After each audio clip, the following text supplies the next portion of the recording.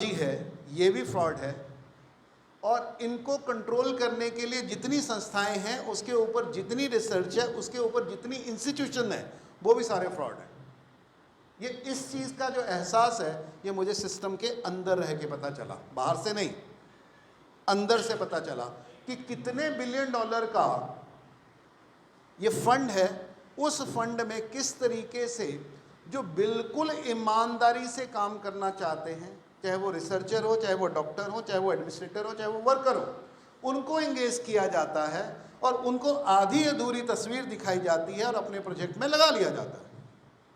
और वो धीरे धीरे क्या करते हैं, वो अपने ही देश में वो वैक्सीनेशन करवाते हैं, अपने ही देश का जो डाटा है वो बाहर भेजा जाता है, अपने ही देश की माँ बहन बेटियाँ और लोगों को गिनी पिग की तरह इस्तेमाल किया जाता है। और इसके ऊपर वैक्सीनेशन, इसके ऊपर पॉलिसीज़, और वो पॉलिसीज़ पूरी दुनिया में लागू की जाती है।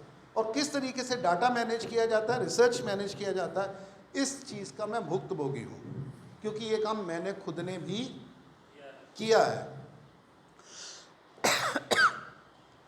तब जाके एहसास हुआ कि इस सिस्टम को पर देखने, इसको तोड़ा नहीं जा सकता, इसको बाहर से जाना पड़ेगा। तब जाके मैंने इससे बाहर निकल के अपना काम शुरू किया। तो पिछले 15-17 साल से 1 महीना काम करके बाकी 11 महीने अलग अलग संस्थाओं के साथ काम करके अलग अलग फील्ड का अनुभव लिया। तो गुजरात में IAS ट्रेनिंग सेंटर भी मैनेज किया, कुछ 350-400 के करीब IAS IPS भी बनाए। हाँ जी, पानी चाहिए तो गरम हो या कुछ भी हो, थोड़ा धुआं ज़्यादा है ना।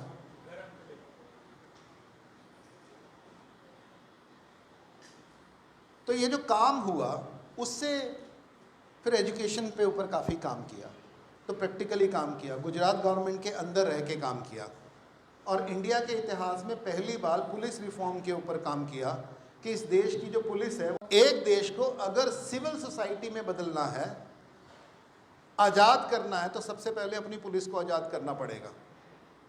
क्योंकि नेता के हाथ में कुछ नहीं होता अगर पुलिस नहीं है तो।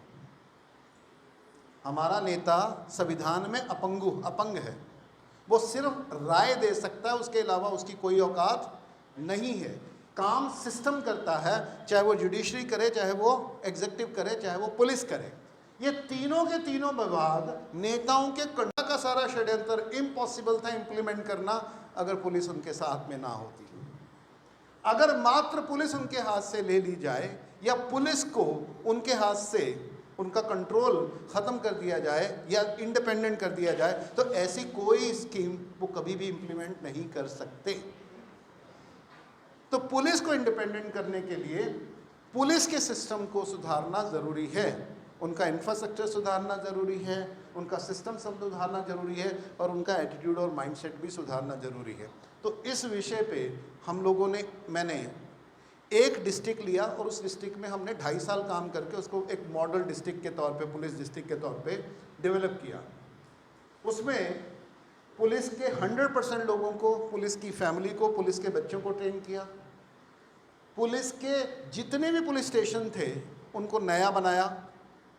यानी हम 10 रुपये का एक मोबाइल रिचार्ज करने के लिए जाते हैं तो भी आपको बैठने के लिए कुर्सी दी जाती है, पीने के लिए पानी दिया जाता है, AC ऑफिस दिया जाता है, और सामने से पोलाइटली वो बोलती है how can I help you. और उसके सामने हम अपने अधिकारों की सुरक्षा के लिए पुलिस के पास जाते हैं, ना वहाँ कुर्सी है, ना वहाँ पानी है, ना वहाँ टॉयलेट है, ना वहाँ वेलकम है, ना वहाँ कोई आपको पूछने वाला है। तो कहाँ 10 रुपये का रिचार्ज, कहाँ आपके अधिकारों की सुरक्षा। तो ये जो इतना बड़ा गैप है, इस गैप को कैसे पूरा किया जाए, इसके ऊपर काम किया। और काम करने के बाद पता चला कि आप बीच में कहीं भी थोड़ा बहुत काम करोगे वो कहीं पहुंचता नहीं है। वो एक आध अधिकारी, एक आध डिस्ट्रिक्ट को ठीक करने से कुछ भी होता नहीं है। आपको केवल और केवल इतना आश्वासन हो सकता है कि अगर सुधारना चाहो तो सुधारा जा सकता है, ये इररिपेयरेबल नहीं है।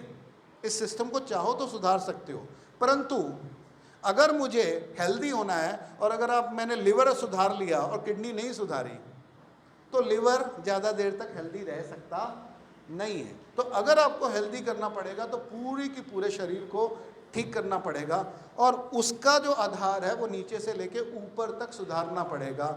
इसी को कहते हैं व्यवस्था परिवर्तन, व्यवस्था सुधार। तो व्यवस्थाओं को कैसे समझना, व्यवस्थाएं कैसे बिगड़ती हैं और व्यवस्थाओं को कैसे सुधारना है, उसके ऊपर अध्ययन चालू हुआ। तो हम लोगों मित्रों ने मिलकर एक संस्था बनाई जिसका नाम है भारत स्वराज मंच। उसका एक ही पर्पस है कि ये जो व्यवस्था है ये सूनर और लेटर गिरने वाली है, परंतु जब ये गिरेगी तो बनाना क्या है, खड़ा क्या करना है, अल्टरनेटिव क्या क्रिएट करना है। तो उसके ऊपर हम लोगों ने काम करना, अध्ययन करना शुरू किया कि हमने ये देखा कि पूरी दुनिया की व्यवस्था को अगर ठीक करना है तो 5 कोर व्यवस्थाएं हैं जिनको ठीक करना ज़रूरी है। अगर वो 5 कोर व्यवस्थाएं आपने ठीक नहीं की, उनका अल्टरनेटिव नहीं देखा और एक भी व्यवस्था को आपने इग्नोर कर दिया तो कुछ भी ठीक होने वाला नहीं है। जैसे आपके शरीर के वाइटल ऑर्गन्स हैं, लिवर आपका वाइटल ऑर्गन है, पैनक्रिया आपका वाइटल ऑर्गन है, स्टमक आपका वाइटल ऑर्गन है, इंटेस्टाइन आपकी वाइटल ऑर्गन है, स्प्लीन आपकी वाइटल ऑर्गन है, किडनीज आपकी वाइटल ऑर्गन है। अगर इनमें से एक भी अंग ठीक से काम नहीं करेगा तो शरीर ठीक से काम कर सकता नहीं है। इसलिए समाज की सारी व्यवस्थाओं को ठीक करने के लिए उनकी कुछ वाइटल व्यवस्थाएं हैं जिनको ठीक रखना, ठीक करना जरूरी है। उसको नियंत्रित किए बिना, उसको संतुलित किए बिना पूरे समाज की व्यवस्थाओं को संतुलित करना इम्पॉसिबल है। तो वो कौन सी व्यवस्थाएं होंगी? सबसे पहले एनीवन, थैंक यू सर, शिक्षा। नंबर 2 स्वास्थ्य। नंबर 3 न्याय। नंबर 4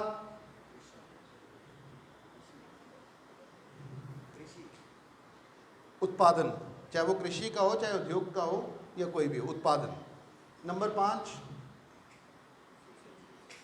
इन सारी की सारी व्यवस्थाओं को ढंग से चलाने के लिए कोष या मनी अपने आप में एक व्यवस्था है जो बाकी सारी व्यवस्थाओं को मुक्त भी कर सकती है और पंगु भी बना सकती है।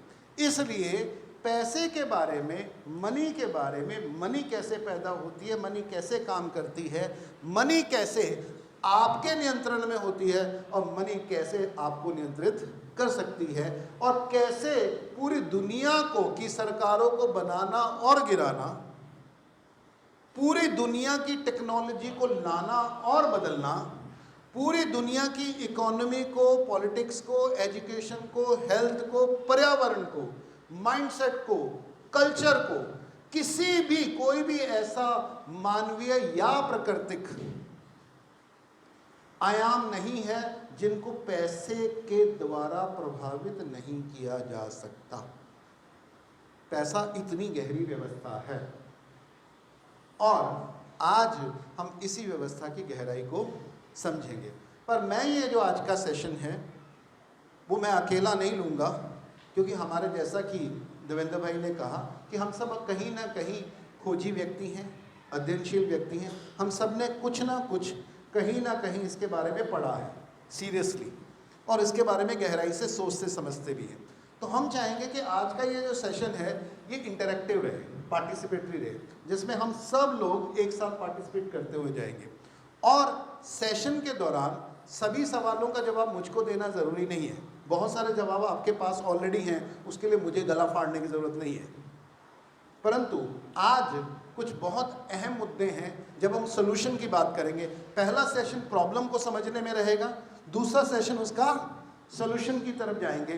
तो सोल्यूशन की बात मैं सिर्फ इशारों में करूंगा, उसका जो प्रैक्टिकल डिटेल सोल्यूशन है तो हमारे साथ रक्षा वर्मा जी हैं, यूपी से पधारे हैं, तो वो लेंगे उसका सेशन। और फिर इसके 2-3 आयाम और हैं जो लीगल और पॉलिटिकल, जियोपॉलिटिकल कुछ और आयाम हैं, उसको समझने के लिए मैं बीच में इनवाइट करूंगा साहिल को और कपिल को, क्योंकि हम सब मतलब एक दूसरे के साथ कॉम्प्लीमेंट करते हुए हम चारों इस सेशन को आज कंडक्ट करेंगे, ठीक है। तो हम स्टार्ट करते हैं आपसे। आपकी क्या अपेक्षा है, आपके क्या प्रश्न हैं? तो सब लोग अपने अपने प्रश्न डिफाइन कर लीजिए कि किन प्रश्नों का जवाब आज आप लेके जाना चाहते हैं, वो कौन से प्रश्न हैं। क्योंकि आप सबको गांव में काम करना है और दुनिया में सबसे गहन गंभीर जो तार्किक व्यक्ति होते हैं वो संघी होते हैं, और वो कहां से कैसे कैसे सवाल लाएंगे, तो उन सबका जवाब तो देना पड़ेगा ना।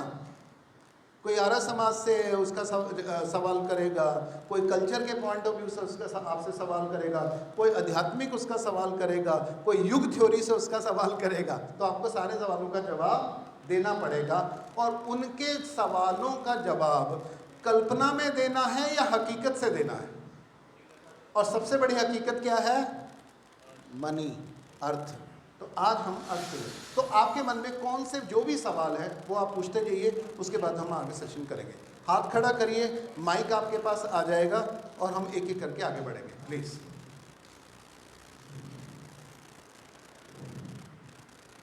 जी,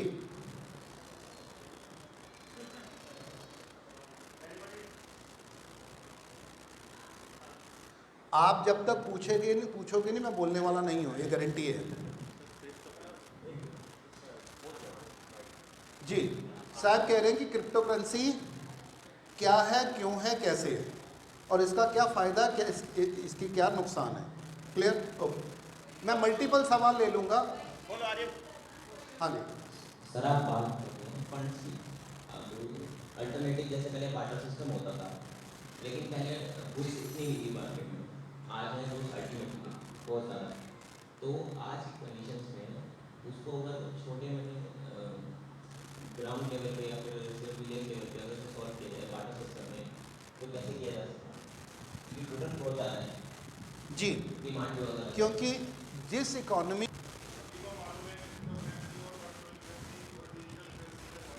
जी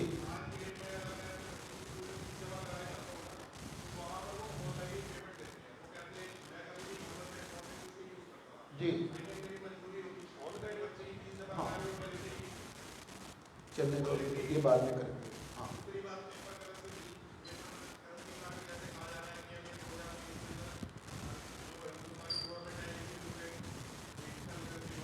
आने वाले दो साल में किसी भी दिन तैयार रहिएगा सब लोग। जैसे आपको नोटबंदी आई थी, जैसे आपको लॉकडाउन आया था, जैसे आपका जीएसटी आया था, किसी भी दिन एक अध्यादेश आएगा, आज से पेपर करेंसी बंद, ऐसे आएगा। और उसके साथ साथ एक और आएगा, उसके लिए भी तैयार रहेगा, आज से प्राइवेट प्रॉपर्टी का बेच और खरीद बंद। राइट? तो हम उसकी तैयारी करें या बच्चों की स्कूल की फीस किसमें दें किसमें ना दें, उसकी तैयारी करें। जी, विकल्प करेंसी की समस्या क्या है, उसका विकल्प क्या, दोनों समझेंगे। क्लियर? जी, रखना चाहिए, दबा के रखना चाहिए। करेंसी का असर नहीं है, और किसी भी डिपार्टमेंट को अगर फ्री करना है, उनको करेंसी से मुक्त किए बिना नहीं हो सकता। करेंसी से मुक्त करने के बाद 100% हो जाएंगे इसकी गारंटी नहीं है, परंतु बिना करेंसी के से फ्रीडम के वो संभव नहीं है। हम इसके बारे में बात करेंगे। जी, तो ये मेरा ही सवाल है, शायद ये रिप्रेजेंट कर रहा है काफ़ी लोगों को, कि इस नेट बैंकिंग से, इंटरनेट बैंकिंग से, एटीएम से, इस सिस्टम से तो मेरा समय बचा है और मैं आराम प्रस्त हो गया, घर बैठा बैठा मैं ये कर देता हूँ, मेरा कितना समय बच गया, मुझे तो ये अच्छी लग रही है। तो अब हम कह रहे हैं कि इससे दूर भागें, लेकिन दूर भागना मुश्किल लग रहा है। शायद ये जनरल सवाल होगा। हमें आगे लोगों को ये कहना पड़ेगा, भाई कैश ट्रांजैक्शन करो, ये नेट बैंकिंग और ये मत लो। तो ये खुद मैं ही क्लियर नहीं हूँ, कुछ 50 लोगों के बीच में मैं ही क्लियर नहीं हूँ, तो मैं आगे जाके क्या क्लियर करूँगा, इस पे भी थोड़ा। जी, चीज़ के कुछ ना कुछ फ़ायदे हैं, इसीलिए हम उनका इस्तेमाल करते हैं, इसीलिए वो पैदा हुई। चाहे वो करेंसी है, चाहे वो नोट है, चाहे वो क्रिप्टो है, चाहे वो डिजिटल करेंसी है चाहे बैंकिंग है, उसका फ़ायदा है, इसीलिए वो अस्तित्व में आई है। परंतु वो किसी न किसी समस्या के समाधान के लिए ही पैदा की गई। जो भी व्यवस्था पैदा की गई है किसी न किसी समस्या के समाधान के लिए पैदा की गई है। पर क्या ऐसा भी हो सकता है कि समाधान जो आज का समाधान है, जो एक एरिया में समाधान है, वो बाकी 1000 एरिया में समस्या पैदा कर रहा है? हेलो, है कि नहीं है? वो तो उसी तरह की बात है। तो हम समझेंगे कि जो पैसा है वो किस हद तक समस्या का समाधान है, और कहां कहां वही पैसा जो समाधान के रूप में आया अब पूरी की पूरी व्यवस्था के लिए समस्या पैदा कर रहा है। इस एंगल को हम समझें जी। चाहे 50 लाख क्या चाहे 10 करोड़ है, सवाल रिपीट करिए और टू द पॉइंट। इनका कहना है कि क्रेडिट और डेबिट लेनदारियों से देनदारियां, बैंक की जो लेनदारियां हैं वो देनदारियों से ज़्यादा है, ठीक है? तो उनके पास आप अपना पैसा लेने के लिए जाओगे तो उनको आपको देने के लिए पैसा उनके पास नहीं है। सिंपल, भारत की इस समय जो टोटल करेंसी है कैश, वो केवल और केवल 31 लाख करोड़ है। भारत की जो जीडीपी है वो 230-40 लाख करोड़ के करीब है। यानी 1 रुपया 8, साढ़े 8, 9 रुपये का काम करता है। 1 रुपया 8.5, 9 लाख का काम करता है, जिसको मनी मल्टीप्लायर कहते हैं। और वो कैसे काम करता है? मैंने 5 रुपये खर्च किए तो आपके वो 5 रुपये इनकम बन गए, तो 5 रुपये ने कितने का काम कर दिया? 10 का काम कर दिया। इन्होंने वो पैसा खर्च कर दिया इनके ऊपर कोई और वस्तु लेने के लिए, तो 15 का हो गया। इन्होंने खर्च कर दिया इसके ऊपर तो वो 20 का हो गया। यानी एक ही रुपया जब सर्कुलेशन में बहता है तो वो मल्टीपल काम करता है। ऑन एवरेज 1 रुपया 8 से 9 रुपये का काम हमारी की इकोनॉमी में करता है। इसीलिए टोटल करेंसी फिजिकल रूप में हमारे देश में केवल 31 लाख करोड़ की है। उससे जो जीडीपी है, गुड्स एंड सर्विसेज का, सेवाओं और वस्तुओं का जो आदान प्रदान होता है, वो लगभग 230-40 लाख करोड़ है ना? अगर, परंतु अब इनका जो सवाल है कि उसमें से 30 लाख करोड़ का तो एनपीए है हमारे यहाँ। एनपीए का मतलब क्या है? नॉन परफॉर्मिंग एसेट है, यानी वो सर्कुलेशन में नहीं है, वो फंस गया है। उसके बाद पिछले केवल और केवल 2014 से लेके आज तक मात्र कितने साल हुए? 8 साल में भारत में 14 लाख लोग भारत छोड़ के जा चुके हैं। वो सारे के सारे मिलेनियर थे। कौन थे? मिलेनियर। और वो जो गए वो सब कुछ दान करके गए, वो संन्यास लेके गए, वो सब कुछ अपना बांट के गए, वो मोक्ष प्राप्त करने के लिए तपस्या करने गए हैं। वो क्या करके गए हैं? सारा कुछ वो समेट के गए हैं, राइट? तो जो समेट के गए हैं, तो एक आदमी ऑन एवरेज अगर उसको अमेरिका की सिटीजनशिप लेनी है तो उसकी सिटीजन फीस ही 80 लाख रुपया है एक व्यक्ति की। अब 14 लाख से गुणा कर लो। फिर उसको वहां जाके घर भी खरीदना है, व्हीकल भी खरीदना है, बिजनेस भी सेट करना है। तो कितनी मनी इस देश से बाहर निकली है, और वो लीगली निकली है। वो कोई ब्लैक मनी नहीं थी। उनमें से जितने गए हैं वो सारे के सारे लीगली गए हैं। वो लीगल इमिग्रेशन है। और उनमें से लगभग 40% यूएसए गए हैं। हाँ, उसमें क्या है, 2-3 हजार लोग हैं वो पाकिस्तान भी गए हैं। पर करंट गवर्नमेंट क्या है, जो अमेरिका जा रहा है उसका बात नहीं होगी, जो पाकिस्तान जा रहा है उसकी बात होगी। तो कहने का मतलब है, जिस मक्खी को जहां शहद मिला वो मक्खी वहां जाएगी, परंतु वो साथ में आपकी इकोनॉमी का शहद भी लेके जाएगी। कहने का मतलब है, इन लोगों ने जब अपना इन्वेस्टमेंट किया तो उन्होंने कितना % कैश इस्तेमाल किया। और वो कैश को अगर आप ढूंढना चाहते हो, अब मार्केट में जब नोटबंदी हुई थी 500 से 1000 रुपए का नोट पूरी इकोनॉमी का 86% था, जिसको मोदी जी ने एक दिन में बंद किया था, है ना। और उन्होंने तो डीमोनेटाइजेशन की थी। डीमोनेटाइजेशन का मतलब होता है जो बड़े डिनोमिनेशन वाला नोट है, 500 का, 1000 का, 2000 का, वो बंद कर दिया जाता है, क्योंकि जितना बड़ा नोट होगा उतना सर्कुलेशन कम होगा, उतना उसको दबा के रखा जा सकता है, उतना ब्लैक मार्केटिंग ज़्यादा की जा सकती है, उतनी उसकी फेक करेंसी बनाई जा सकती है, राइट, उतना उसके साथ करप्शन किया जा सकता है। और अगर करेंसी नोट जितना कम होगा, जितना छोटा होगा, उतना वो स्पेंड जल्दी होगा, उतना वो सर्कुलेशन में ज़्यादा आएगा, उतना इकोनॉमिक एक्टिविटी ज़्यादा आएगी। इसलिए उसको बड़े नोट बंद कर दो, छोटे नोट चालू कर दो, इसका नाम है डिमोनेटाइजेशन। पर वास्तव में क्या भारत में डिमोनेटाइजेशन हुआ था, या रीमोनेटाइजेशन हुआ है, या डबल मोनेटाइजेशन हुआ है? यानी हमने 1000 का नोट बंद कर दिया और 2000 का, अब मार्केट में आप लोग 2000 का नोट ढूंढ के दिखाओ, वो कहां है?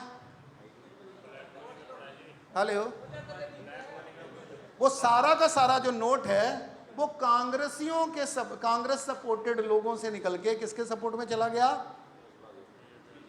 बीजेपी सपोर्टेड में चला गया। और वो सारा का सारा क्या हो गया? क्योंकि इकोनॉमी डंप में है, स्लम पे है, इस समय इकोनॉमी रिसेशन में है, वो सारा का सारा उन्होंने होल्ड बैक करके रखा हुआ। तो आपको एक और नोटबंदी की ज़रूरत है। वो असली होनी चाहिए, नकली होनी चाहिए?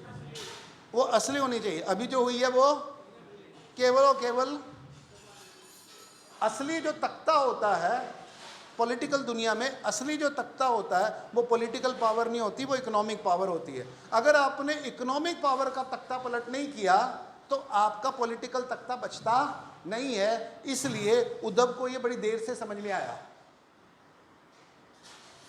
उसने क्या किया? पॉलिटिकल तख्ता पलट तो कर लिया, नीतीश ने पॉलिटिकल तख्ता पलट तो कर लिया, पर इकोनॉमिक तख्ता अभी भी किसके पास है? इकोनॉमिक तख्ता है कि जितनी भी इंडिया की पॉलिटिकल पार्टीज हैं, अगर उन सबकी वेल्थ देखो कितनी पैसा है उनके पास, वो 8000 करोड़ से ज़्यादा नहीं है। टोटल एसेट उनकी, जो लीगल एसेट है, लीगल की बात नहीं कर रहा हूँ, लीगल एसेट है उनकी, वो 8000 करोड़ से ज़्यादा नहीं है। गौतम अदानी ने पिछले 2 साल में हर रोज 8000 करोड़ से ज़्यादा कमाया है। तो यानी गौतम अदानी एक दिन की अपनी इन्वेस्टमेंट से इंडिया की सारी के सारी पॉलिटिकल पार्टी को खरीद सकता है, हाँ कि ना? नंबर 2, भारत का जितना प्रिंट सोशल मीडिया है उसकी जो ऑनरशिप है वो 15000 करोड़ से ज़्यादा की नहीं है। कंपनीज को लगाओ तो अदानी को कितने दिन की इन्वेस्टमेंट करनी है अपनी इनकम की? 2 दिन की। तो 2 दिन में मीडिया खरीदा जा सकता है, 1 दिन में सारी की सारी पार्टी खरीदी जा सकती है या खरीदी जा चुकी है।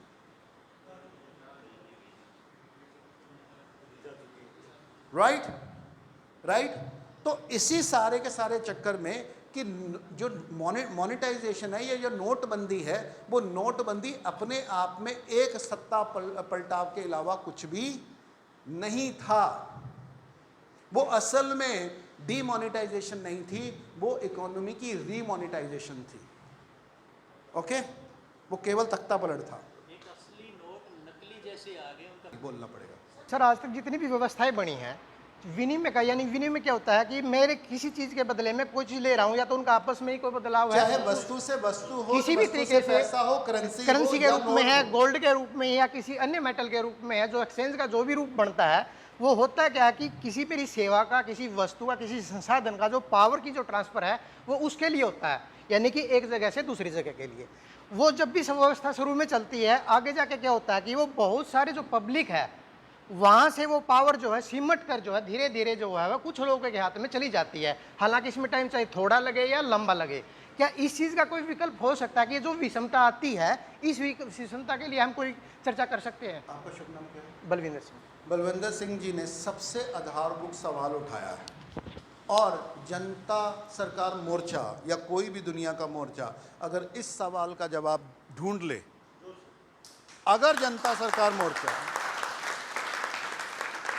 या कोई भी मोर्चा अगर इस एक सवाल का जवाब ढूंढ ले, तो ही जनता सच में सरकार बन सकती है, अन्यथा नहीं। ये इतना बड़ा सवाल है कि भारत नहीं दुनिया में से आर्थिक विषमता को दूर करना ही सबसे बड़ा न्याय है, सबसे बड़ी शिक्षा है और सबसे बड़ी सुव्यवस्था है। क्योंकि मैं छोटा सा एग्जांपल देता हूं, स्टेटमेंट के और तौर पे देता हूं। मैं दुनिया में रोटी, कपड़ा, मकान, यातायात, कम्युनिकेशन की कोई समस्या नहीं है।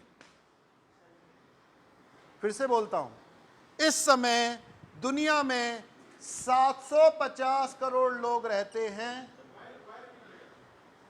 नहीं वो लगा रहे, इस समय दुनिया में 750 करोड़ लोग रहते हैं। 750 करोड़ लोगों की रोटी, कपड़ा, मकान, ट्रांसपोर्टेशन और कम्युनिकेशन की कोई समस्या नहीं है सप्लाई साइड से। यानी आज मानव की उत्पादक क्षमता इतनी बड़ी हुई है कि जितने भी धरती पर इंसान हैं और उनकी जितनी भी रोटी, कपड़ा और मकान, ट्रांसपोर्टेशन और कम्युनिकेशन की ज़रूरतें हैं, उतना उत्पादन ऑलरेडी होके पड़ा है। आप में से इकोनॉमिक्स कितनों ने पढ़ी है? इकोनॉमिक्स की डेफिनेशन है कि मानव की ज़रूरतें अनंत हैं, साधन सीमित हैं, सीमित साधनों से असीमित अनंत ज़रूरतों को पूरा करने का जो माध्यम, पद्धति और विज्ञान है उसको अर्थशास्त्र कहते हैं। इसमें 3 झूठ हैं। इस डेफिनेशन में 3 झूठ हैं। पहला, मानव की, मैं आपके सवाल के जवाब से शुरू करना चाहता हूं, मानव की कौन सी ज़रूरत अनंत है बता दो। कितनी रोटियां खा सकते हो सर? कितने कपड़े पहन सकते हो? कितने मकानों में रह सकते हो? कितनी गाड़ियां एक साथ चला सकते हो? कितने मोबाइल एक साथ इस्तेमाल कर सकते हो? चाहे आप 100 रोटी खाओ कि 1000 रोटी खाओ, उसकी एक संख्या है। तो अगर आप उनकी संख्या को, एक आदमी की संख्या को डिवाइड कर लें, डिफाइन कर लो, रोटी, कपड़ा और मकान, तो ये पता चलता है कि इस समय दुनिया में एक 750 करोड़ लोगों की जितनी ज़रूरत है रोटी की, पानी की, उससे 1.5 गुना उत्पादन धरती ऑलरेडी कर रही है। कितना? 1.5 गुना। जितने कपड़ों की ज़रूरत है उससे 100 गुना ऑलरेडी प्रोड्यूस पड़ा है। एक भी नए कपड़े का आप उत्पादन ना करो तो ये चल सकता है कोरोना में किसी को कोई फर्क पड़ा नहीं है। राइट। नंबर 3, किसी भी बड़े से बड़े शहर में चले जाओ, 33 से 35% जो प्रॉपर्टी है वो अनयूटिलाइज्ड है। चाहे वो दुकानें हो, चाहे वो मकान हो, वो अनयूटिलाइज्ड पड़ा है। ये अलग बात है कि 50% जनसंख्या बिना घर के भी पड़ी है, परंतु जितनी भी ज़रूरतें हैं उससे ज़्यादा मकान खड़े हैं, वो खाली पड़े हैं, अनयूज, अनयूटिलाइज पड़े हैं। नंबर 3 तो मकान भी हो गया। जितना ट्रांसपोर्टेशन आपको चाहिए उससे कम है, ये ज़्यादा है? हेलो, अच्छा, जितने मोबाइल आपको चाहिए उससे कम है या ज़्यादा है? तो कहने का मतलब है कि आदमी की जो रोटी है, जो नीड है, वो पैदा करने की वो सीमित है, और उसको पैदा करने की क्षमता ऑलरेडी हमारे पास है, और उसको पैदा करने के जो साधन हैं वो दुनिया में पर्याप्त हैं। तो समस्या क्या है? समस्या प्रोडक्शन की नहीं है। सारी की सारी समस्या डिस्ट्रीब्यूशन की है। डिस्ट्रीब्यूशन का मतलब ये है कि अगर टोटल अनाज 100 है तो इसका 77% कितना, 1% लोगों के पास है। यानी 100 रोटियां चाहिए, 100 लोग हैं, 100 रोटियां चाहिए, तो एक व्यक्ति के पास कितनी रोटियां हैं? 70% रोटियां एक व्यक्ति खा रहा है। बाकी 10% के पास 15% होगी। ये उल्टा हो गया ना, किस 1% के पास कितना है? 70%। बाकी 15% के पास कितना है? लगभग 20%। रह कितने गए? 2-3%। बाकी जो 95% के करीब पॉपुलेशन है ना, सॉरी 75% के करीब पॉपुलेशन है, उसके पास केवल कितनी रोटियां हैं? 3 से 5%। यानी इस दुनिया के 70% लोग अपनी क्षमता जो जितनी धरती ने उसको सुनिश्चित की है, उससे केवल और केवल 3% पे ही गुजारा कर रहे हैं। 1% 70% खा रहे हैं और 70% से ज़्यादा लोग 3% पे गुजारा कर रहे हैं। ये दुनिया की प्रोडक्शन की प्रॉब्लम नहीं है, ये सारी की सारी प्रॉब्लम डिस्ट्रीब्यूशन की प्रॉब्लम है। और ये अगर हमने ठीक नहीं किया तो कोई शिक्षा व्यवस्था, कोई स्वास्थ्य व्यवस्था, कोई न्याय व्यवस्था, कोई धर्म व्यवस्था ठीक से काम कर सकती नहीं है। क्योंकि यही जो अव्यवस्था है, यही बीमारी है, यही शोषण है, यही करप्शन है, यही युद्ध है और यही महामारियां हैं। तो इसको हमें डील करना पड़ेगा। तो इसको डील करने के लिए, इस प्रॉब्लम को सॉल्व करने के लिए वो कौन सी व्यवस्था होगी जो ये सुनिश्चित कर सके कि आदमी आदमी के बीच में रोटी कपड़ा मकान के आधार पे भेदभाव नहीं हो। राइट? वो कौन सी व्यवस्था है?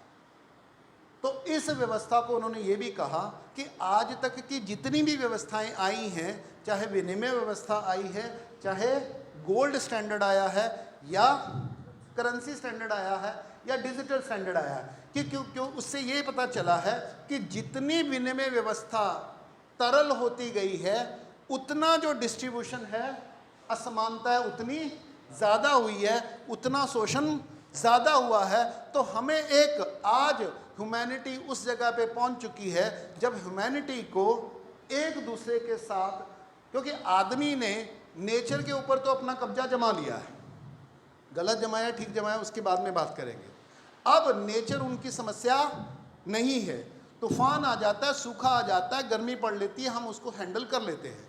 परंतु हम किसके साथ जीना नहीं सीखा? हमने इंसानों के साथ जीना नहीं सीखा। इंसान जब तक इंसान के साथ सद्भाव से, विश्वास के साथ, निर्भयता के साथ नहीं जिएगा, तब तक इस धरती पर कोई शांति होने की संभावना नहीं है। तो मानव के बीच में पहले शांति होनी चाहिए, तब जाके मानव और प्रकृति के बीच में शांति स्थापित होगी। तो कोरोना क्या है? मानव का मानव के साथ या मानव का प्रकृति के बीच में जो युद्ध छेड़ा हुआ है, उसका फल परिणाम है। और उसका आधार क्या है? ये आर्थिक असमानता, लैक ऑफ डिस्ट्रीब्यूशन, ये समस्या है। तो उस असमानता को दूर करने के लिए कौन सी व्यवस्था हो, और ये असमानता पैदा किससे हो रही है, उसका सबसे बड़ा जड़ क्या है? वो मनी है, वो विनिमय व्यवस्था है। उस व्यवस्था को आज हम डिटेल में समझते हैं। तो मुझे लगता है बात महक चुकी है, अब हम मुद्दे को विधिवत तरीके से खोल सकते हैं। उसके हम स्टार्ट करते हैं।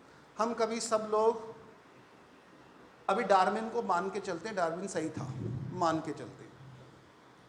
तो हम लोग कभी जंगलों में रहते थे, यस और नो?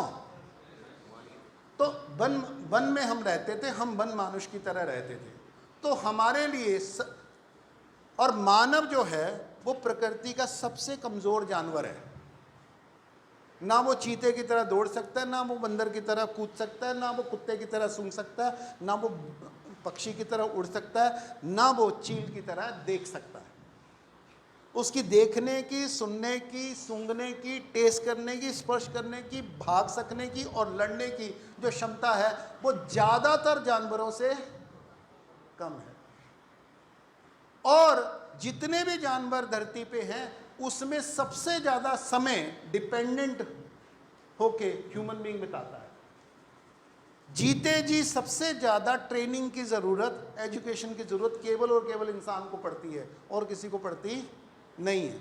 उनका जो जितनी उनकी ज़रूरत है वो पहले से प्री प्रोग्राम डिफ़ॉल्ट प्रोग्राम लेके आते हैं।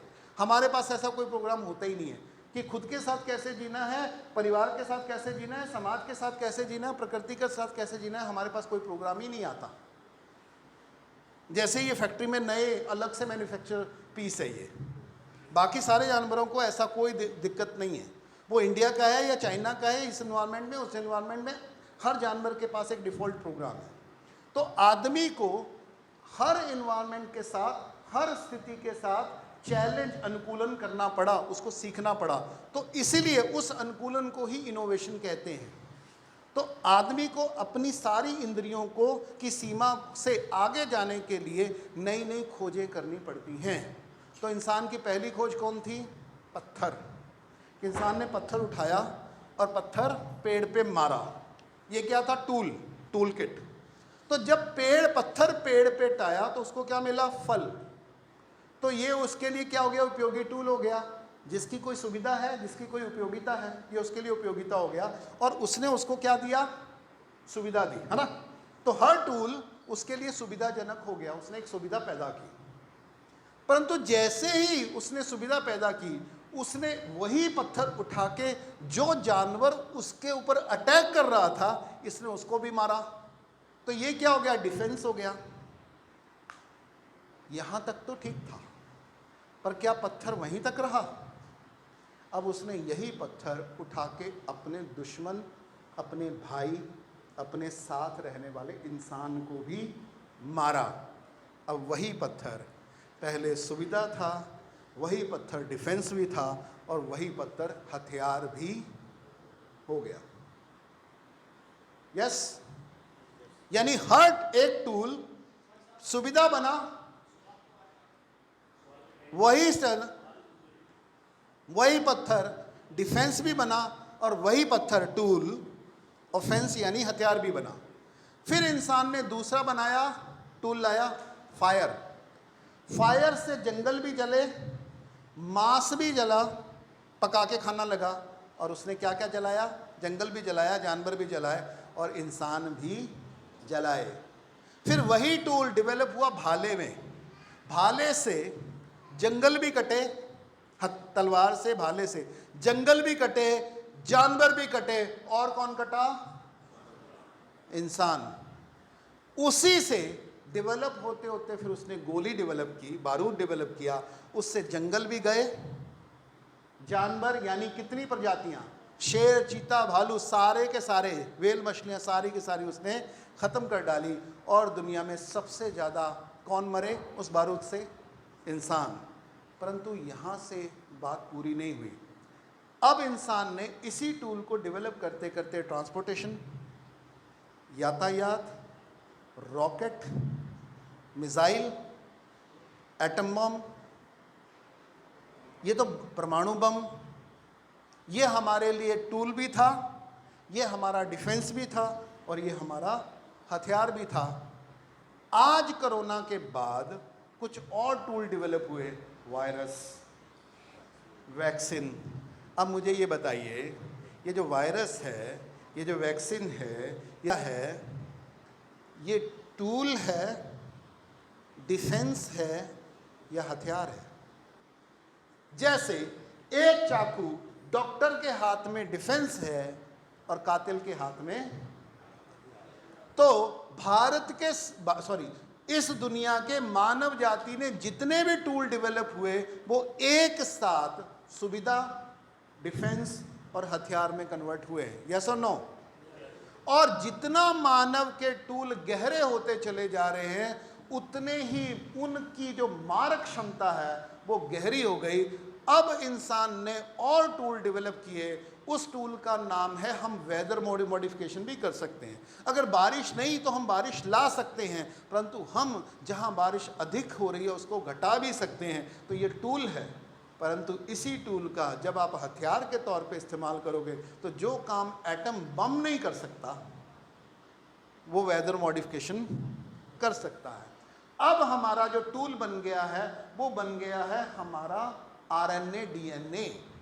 अब हम आरएनए डीएनए के अंदर आरएनए एक पतला सा धागा होता है, उस धागे को हम टुकड़ों में काट सकते हैं, उस धागों को हम सी सकते हैं, यानी हम अपने जीन को मॉडिफाई कर सकते हैं।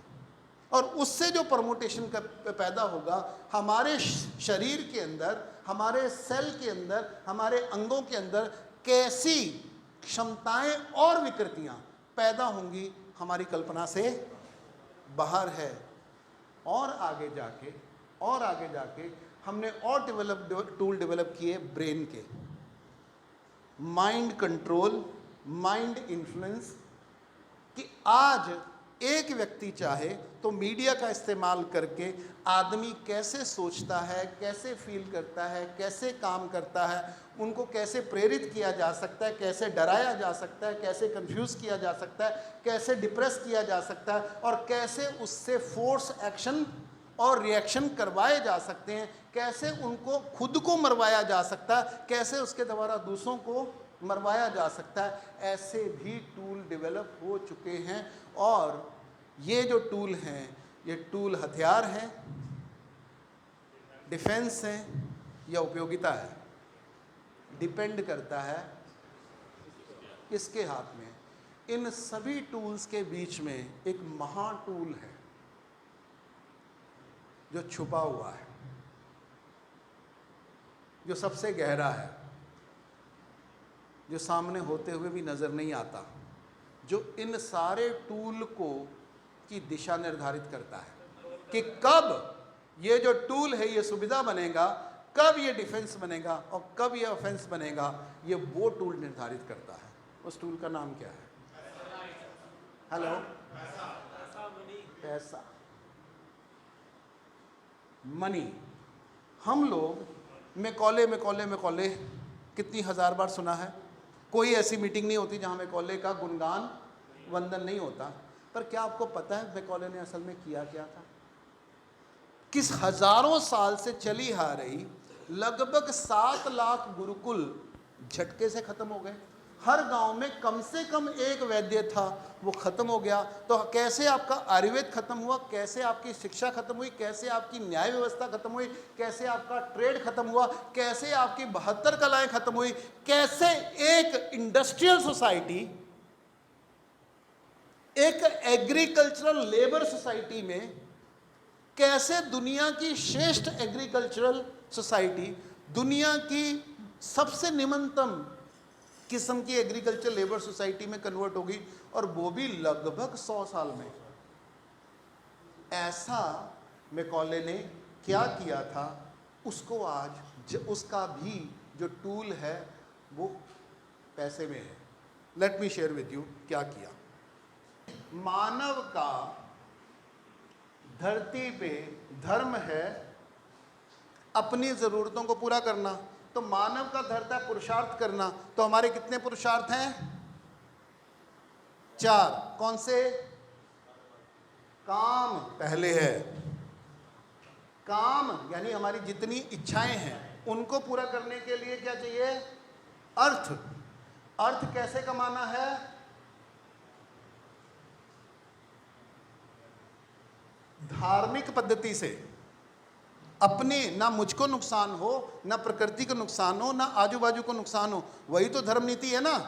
तो धर्म नीति के अनुसार, और उस धर्म का, इन तीनों का पालन ऐसे करना है ताकि हमारा जो मोक्ष है वो सुनिश्चित हो सके, है ना। ये कौन सा धर्म कहता है भारत में? मतलब भारत के जितने भी दर्शन हैं, जितने भी धर्म हैं, उनके जितने भी अलग अलग पॉइंट है वो भले रहें, इस पॉइंट पे सारे के सारे सहमत है। यस और नो?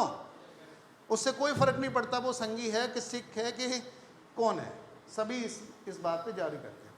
तो इसकी पूर्ति के लिए प्रकृति ने हमको साधन दिए हैं। कौन से साधन दिए हैं प्रकृति ने हमको? हमको दिया है प्रकृति ने जल, हमको दिया है जंगल, हमको दी है जमीन, हमको दिया है जानवर। हवा इनके बीच में आ जाती है, जमीन के बीच में। क्लियर? तो ये हमारा जल, जंगल, जमीन, जानवर के रूप में हमें पर्याप्त रूप में साधन उपलब्ध हैं, और हमें पूर्ति किसकी करनी है? अपने काम, अर्थ, धर्म और मोक्ष की पूर्ति करनी है। राइट? इसके लिए मानव ने कुछ व्यवस्थाओं का निर्माण किया। वो व्यवस्थाएं किसकी हैं? ये जो व्यवस्था है ये प्रकृति की व्यवस्था है। आदमी को किसमें रहना है? प्रकृति में। परंतु आदमी को अपने साथ भी रहना है, अपनों के साथ भी रहना है। तो उन्होंने प्रकृति के तन मन धन का सदुपयोग करने के लिए कुछ व्यवस्थाओं का निर्माण किया। उन व्यवस्थाओं का नाम है, सबसे पहली व्यवस्था है हमारी शिक्षा। उसके बाद क्या है? स्वास्थ्य। उसके बाद क्या है? न्याय। उसके बाद उत्पादन। उसके बाद कोष, स्टोर भी तो करना पड़ेगा ना। ये मान के चलिए ये 5 व्यवस्थाएं कम से कम है। इसके साथ और कई सारी व्यवस्थाएं, मार्केट है, पैसा है, वगैरह वगैरह वगैरह कर सकते हैं। ये 5 व्यवस्थाएं इंसान की ज़रूरतों को पूरा करने के लिए हमने पैदा की। भारत में सभी परंपराओं में एक नियम था। एक और व्यवस्था थी जिसको बोलते हैं मार्केट और व्यापार। ये इनके लिए सहयोगी व्यवस्था थी। परंतु इस व्यवस्था के बारे में नियम था कि आप हर वस्तु का लेन देन कर सकते हो, व्यापार कर सकते हो। 5 चीज़ों का आप व्यापार नहीं कर सकते। 5 चीज़ों को मानव समाज में, भारतीय सनातन परंपरा में व्यापार से मुक्त रखा गया था, व्यापार से ऊपर रखा गया था। वो कौन सी चीज़ें थी जिनका व्यापार नहीं होगा? शिक्षा का व्यापार नहीं होगा। इसलिए ब्राह्मण को कभी भी पगार, सैलरी नहीं दी जाती थी, उसको पारितोषिक दिया जाता था कि आपके दिए गए योगदान के बदले में जो मुझे लाभ, प्रसन्नता, ज्ञान मिला है, उससे जो मेरी प्रसन्नता मिली है, उस प्रसन्नता पूर्वक भाव से मैं आपके साथ अपने साधन का, अपनी क्षमता का एक संभाव आपके साथ शेयर करता हूँ अपनी खुशी से। उसकी कोई प्राइस टैग कभी भी नहीं थी, उसका कोई बिल कभी नहीं था, उसका कोई सैलरी कभी नहीं था। यही काम वैद्य के पास था, क्योंकि वैद्य का काम इलाज करना नहीं था, वैद्य का काम हर व्यक्ति स्वस्थ रहे ये सुनिश्चित करना था। इसलिए वो झोला डाल के 90% वो प्राश्रमिक का काम करता था, काउंसलर का काम करता था, दवाई तो ज़रूरत के समय दी जाती थी। उसी तरीके से न्याय में जो भी गांव के पंच, सरपंच हैं या मंत्री हैं या न्यायाधीश हैं, वो कभी भी पेमेंट पे हुआ करते नहीं थे। या सुनो, इन तीनों के लिए क्या था? सैलरी थी या प्राश्रमिक था या क्या था? पारितोषिक था। कोई नहीं। इसलिए आपने देखा होगा कि आपके जीवन काल में भी कुछ लोगों ने देखा होगा कि जब हम छोटे थे तो हमारे गांव में वैद्य जी आया करते थे झोला पहन के। तो एक वैद्य घर में वो चक्कर लगाते थे, वो सारे घरों में पूछ लेते थे और एक एक का घर का हालचाल भी पूछ लेते थे, ऋतु के मुताबिक उनको समझा भी देते थे, मौसम ऐसा हो रहा है वो भी समझा देते थे, ये औषधि अपने घर में रखो, ये खाना खाओ, ऐसा खाओ। वो लगातार उनका आहार विहार, औषधि, व्यायाम सब उनको सिखाते रहते थे, विचार सारा कुछ उनको देते रहते। Yes no? और इसी तरीके से न्याय था। और जब ये व्यवस्था थी तो भारत के हर गांव में ऐसा कि कम से कम 1857 तक हर गांव में कम से कम एक गुरुकुल था। 7 लाख गुरुकुलों का जो डाटा है वो धर्मपाल जी ने ढूंढ के निकाला है। हर गांव में वैद्य था, स्वास्थ्य में बिल्कुल, हर गांव शिक्षा में, स्वास्थ्य में, न्याय में, उत्पादन में, कोष में, क्योंकि हर घर में जब अकाल पड़ता था तो वो 2 साल का अनाज, 2 साल की दालें, 2 साल का तेल तो हम सारे के सारे स्टोर करके रखते थे। यस और नो? यस और नो? इसलिए भारत में अंग्रेजों के अलावा अकाल कि अकाल पड़ा ऐसी बहुत कम रेफरेंसेस है भारत में, क्योंकि अकाल को हैंडल करने की जो व्यवस्था थी, कम से कम 2 साल का अकाल तो हम हैंडल कर लेते थे, ऐसी व्यवस्था यहाँ पे थी। और साथ में 2 चीजों का व्यापार और नहीं था, पर्यावरण का, हवा का, पानी का, नदी का, जल का, साधनों का व्यापार नहीं था, और धर्म का व्यापार नहीं था। मैकॉले साहब जब यहाँ आए, उन्होंने पहली एक नीति बनाई, व्यापार करने के लिए आए थे। व्यापार करके उन्होंने क्या किया, पहला उन्होंने सेना रखनी चाहिए, तो सिराजुद्दौला ने रोका। सिराजुद्दौला ने जैसे ही रोका तो उनका पहला युद्ध हुआ। कौन सा? प्लासी का युद्ध हुआ। प्लासी का था, बक्सर का था? प्लासी का। प्लासी का युद्ध हुआ तो वहाँ के एक नगर सेठ थे, आपको इतिहास में कभी नगर सेठ का नाम नहीं बताया गया। अंग्रेज़ों ने वहाँ के नगर सेठ को ब्राइब किया और नगर सेठ ने मीर कासिम को ब्राइब किया। एक तरफ 3000 की सेना, एक तरफ 36,500 की सेना। सिराजुद्दौला की सेना 36,000, अंग्रेज़ों की क्लाइव की सेना 3000। वो 3000 की सेना के सामने वो 36,000 की सेना लड़े बिना हार गई। ब्राइब किसने किया? अंग्रेज़ों ने या नगर सेठ ने? ये नगर सेठ ने किया था। इससे उनकी गाड़ी चलने लगी। इससे उन्होंने बंगाल के रियासत को अपने अंदर लिया कि बंगाल का जो सारा का सारा टैक्स है वो हम वसूल करेंगे, टैक्स है वो हम वसूल करेंगे। तो अंग्रेजों ने भारत के इतिहास में पहली बार एक टैक्सेशन व्यवस्था बनाई। उस व्यवस्था का नाम था कि आज से हम जो टैक्स है, पहले वो वस्तु में टैक्स दिया जाता, अपनी उपज का 5%, 2% से लेकर 10% तक वो राजा को मिलता था टैक्स के रूप में। अंग्रेज़ों ने पहली बार ये नियम बनाया कि टैक्स नहीं चाहिए, काइंड नहीं चाहिए, कैश चाहिए, और हम केवल और केवल सोने में टैक्स वसूलेंगे। उससे पहले तक 90% लोगों को सोने की कभी जीवन में ज़रूरत ही नहीं पड़ती थी। अब क्योंकि टैक्स किसको देना है? इसको भी देना है, इसको भी देना है, इसको भी देना है, इसको भी देना है, धर्म को भी देना है, तो सभी को किसकी ज़रूरत पड़ी? गोल्ड की ज़रूरत पड़ी। तो जैसे ही टैक्सेशन सिस्टम कैश में आया तो हर एक को कैश की ज़रूरत पड़ी। तो हर एक के एक दूसरे के साथ जो संबंध विनिमय, वस्तु विनिमय में थे, वो ओवरनाइट किस में कन्वर्ट हो गए? कैश में कन्वर्ट हो गए। और उस समय कैश क्या थी? गोल्ड था। तो उस समय सभी को किसकी ज़रूरत पड़ी? गोल्ड की ज़रूरत पड़ी। और उतना गोल्ड भारत में था नहीं। तो जिसके पास गोल्ड है वो क्या हो गया? उससे पहले कौन धनी था?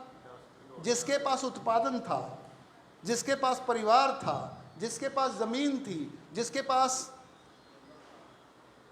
गाय थी, बैल थे, घोड़े थे, ज़मीन थी, उत्पादन था, वो बलशाली था। और अचानक जिसके पास पैसा है वो बलशाली हो गया। और पैसा किसके पास था? सेठ के पास। और यह तीसरा वर्ग पैदा हुआ, सेठ, जो केवल पैसे से पैसे का व्यापार करने लगा। यहां से शाहूकारवाद, यहाँ से ब्याजवाद, यहाँ से कर्ज का दुष्चक्र शुरू हुआ। और उसको प्रमोट किसने किया? और देश में सोने की कितनी सप्लाई होगी, सिक्का चलाने का अधिकार भी अंग्रेजों ने अपने हाथ में ले लिया। तो पूरे देश की पहले उन्होंने मार्केट कब को मोनेटाइज किया। ये निर्मला सीतारमण बोलती रहती ना, मोनेटाइजेशन मोनेटाइजेशन, यही है मोनेटाइजेशन। और ये मोनेटाइजेशन पहली बार किसने की? अंग्रेजों ने, टैक्सेशन के थ्रू। यहीं से उनका व्यापार भी सारा का सारा पहले वस्तु विनिमय में चलता था, अब किस में होने लगा? मनी में। उसके लिए आपको किसकी जरूरत पड़ेगी? गोल्ड की और सिल्वर की। तो अचानक पूरे भारत की सारी जो इकोनॉमी है वो सामूहिक होने से किस में कन्वर्ट हो गई? प्राइवेट हो गई, क्योंकि मनी प्राइवेट है, लेन देन प्राइवेट है, वो पैसे से हो गई। अब यहाँ पे लॉर्ड मैकॉले जी पैदा हुए। उन्होंने देखा कि अभी भी पूरी की पूरी जो कल्चर है ये सहभागिता से चलती है। इस कल्चर में राजा आए या ना हो उससे कोई फर्क पड़ता नहीं है। हर गांव स्वतंत्र है, हर गांव स्वावलंबी है, क्योंकि हर गांव की अपनी शिक्षा है, अपना स्वास्थ्य है, अपना न्याय है, अपना उत्पादन है, अपना धर्म है, अपना पर्यावरण है, और वो सारे के सारे अपने गांव के खुद राजा है। यहां पे लॉर्ड मैकॉले ने इसको, इन तीनों को तोड़ दिया, इसको पैसे के साथ जोड़ दिया।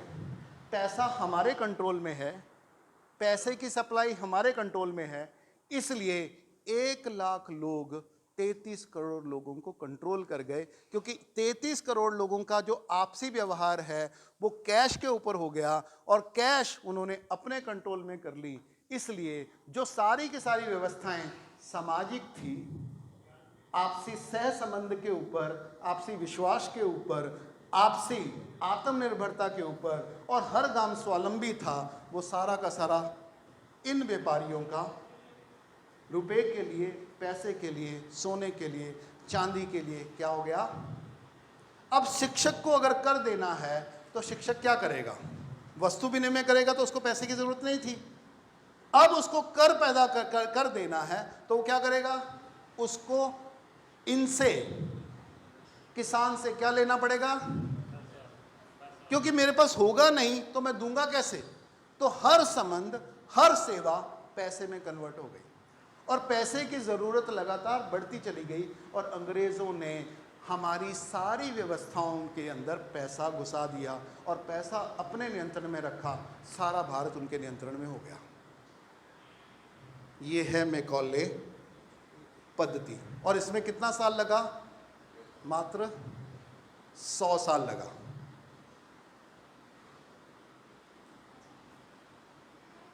मात्र 100 साल लगा। और ये सिस्टम अंग्रेजों ने सीखा कहां से?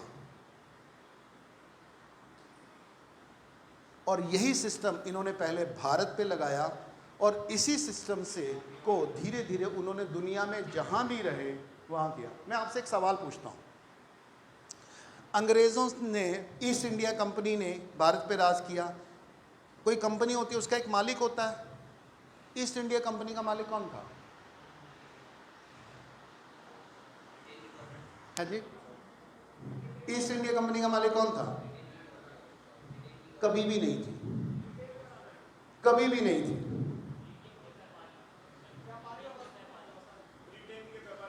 वो ब्रिटेन के व्यापारी थे। किसी व्यापारी का, जैसे अदानी एक व्यापारी है, अदानी एक व्यापारी है, बिल गेट एक व्यापारी है, उनका नाम है ना? कभी भी नहीं थी, कभी भी नहीं थी। वो तो उन्होंने सिर्फ उनको चार्टर दिए थे, लीगली चार्टर दिए थे, वो कभी उसके मालिक नहीं थे।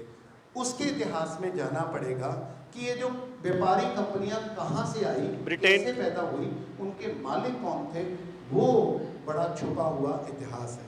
और उनको खरीदने के लिए हमें उस इतिहास में जाना पड़ेगा। उस इतिहास को समझने के लिए आपको 3 घटनाओं को देखना पड़ेगा। 3 में 1003 में जी, पहली बुल, पोप ने, उस समय जो यूरोप था वो अंधकार युग से बाहर आ रहा था, अंधकार युग से बाहर आ रहा था। उस समय सारे के सारे देश अपनी अपनी सीमाओं में सिमटे हुए थे, परंतु यूरोप के जो कुछ देश हैं, जिसमें इंग्लैंड आता है, जिसमें जर्मनी आता है, फ्रांस आता है, स्पेन आता है, पुर्तगाल आता है, ठीक है, ये जो सारे के सारे देश थे फ्रांस आता है, ये सारे के सारे क्या है, सी बाउंड कंट्रीज हैं। ये अपनी ज़रूरतों को पूरा करने के लिए व्यापार करते थे। तो हर देश का व्यापार, कानून, शिक्षा व्यवस्था सब क्या थी, अलग अलग थी। यस और नो? अलग अलग थी, परंतु इसलिए उनके कानून भी अलग अलग थे। किनके, वो कौन सा वर्ग था जिनको एक साथ सभी के साथ डील करना पड़ता था, सभी के कानून के साथ, कभी सभी की व्यवस्थाओं के साथ, सभी के गवर्नमेंट के साथ, सभी के पैसे के साथ डील करना पड़ता था? वो कौन सा वर्ग था? व्यापारी। वो कौन से व्यापारी थे? तो यूरोप में सबसे पहले वो व्यापारी थे जो पूरे के पूरे उस समय के कनेक्टेड वर्ल्ड के साथ जुड़े हुए थे, क्योंकि उनको सभी राजाओं के साथ, सभी देशों के साथ, सभी करेंसीज के साथ डील करना पड़ता था। और उन्होंने क्या किया, वहाँ के राजाओं के साथ संधियाँ करके, उनको पैसे देके कुछ कानून बनवाए जो उनके फेवर में थे, कुछ कानून अपने फेवर में थे। तो दुनिया के जो पहले कानून बनवाने का जो सिस्टम था, जो नेशनल और इंटरनेशनल लॉ बने, वो किसने बनवाए? वो व्यापारियों ने बनवाए, क्योंकि इंटरनेशनल लॉ की जरूरत सबसे पहले किसको थी? व्यापारियों को थी। तो धीरे धीरे बाकी सारा राजा की सत्ता तो यहाँ चल रही है, यहाँ चल रही है, यहाँ चल रही है, यहाँ चल रही है, कोई बड़ा देश है, कोई छोटा देश है, परंतु किनकी सत्ता हर जगह चल रही है? वो यहाँ भी आ रहा है, वो यहाँ भी आ रहा है, वो यहाँ भी आ रहा है, वो यहाँ भी जा रहा है, वो यहाँ भी घूम रहा है, यहाँ भी जा रहा है, वहाँ भी जा रहा है, वहाँ भी जा रहा है। तो उन्होंने उस समय की सबसे बड़ी सत्ता, क्योंकि अलग अलग देशों के साथ उनको अलग अलग तरीके से नेगोशिएट करना पड़ता था, उनको अलग अलग ब्राइब करना पड़ता था, अलग अलग रिश्वत देनी पड़ती थी, उनको खुश करना पड़ता था। तो उन्होंने देखा कि कौन, क्या ऐसा कोई संभव है कि हमारे फेवर में कुछ कानून आ जाएं और वो जो कानून एक जगह से पास हो वो सब जगह लागू हो जाए। तो उन्होंने ऐसा व्यक्ति ढूंढा। यूरोप में ऐसा एक व्यक्ति कौन था जिनका सबके ऊपर चलता था? उसका नाम था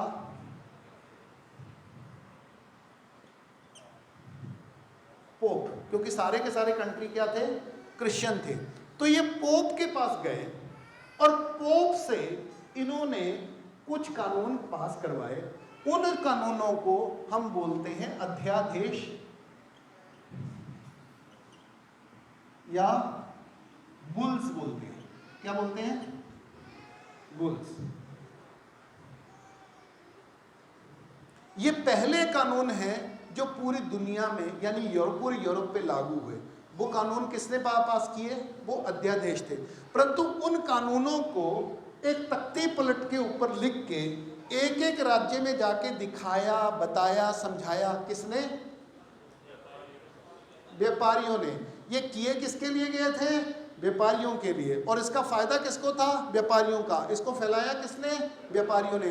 तो पहला कानून, पहली बुल जो पास की गई 1003 के करीब है, वो ये थी कि इस धरती के सभी इंसानों की आत्मा के ऊपर पोप का आधिपत्य है।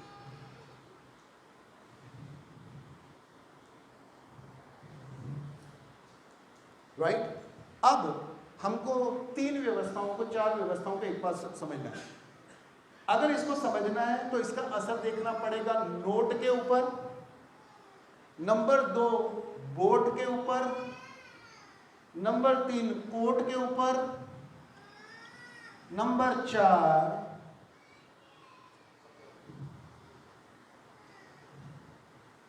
नोट के ऊपर, वोट के ऊपर, कोट के ऊपर। नंबर 4 कौन होगा?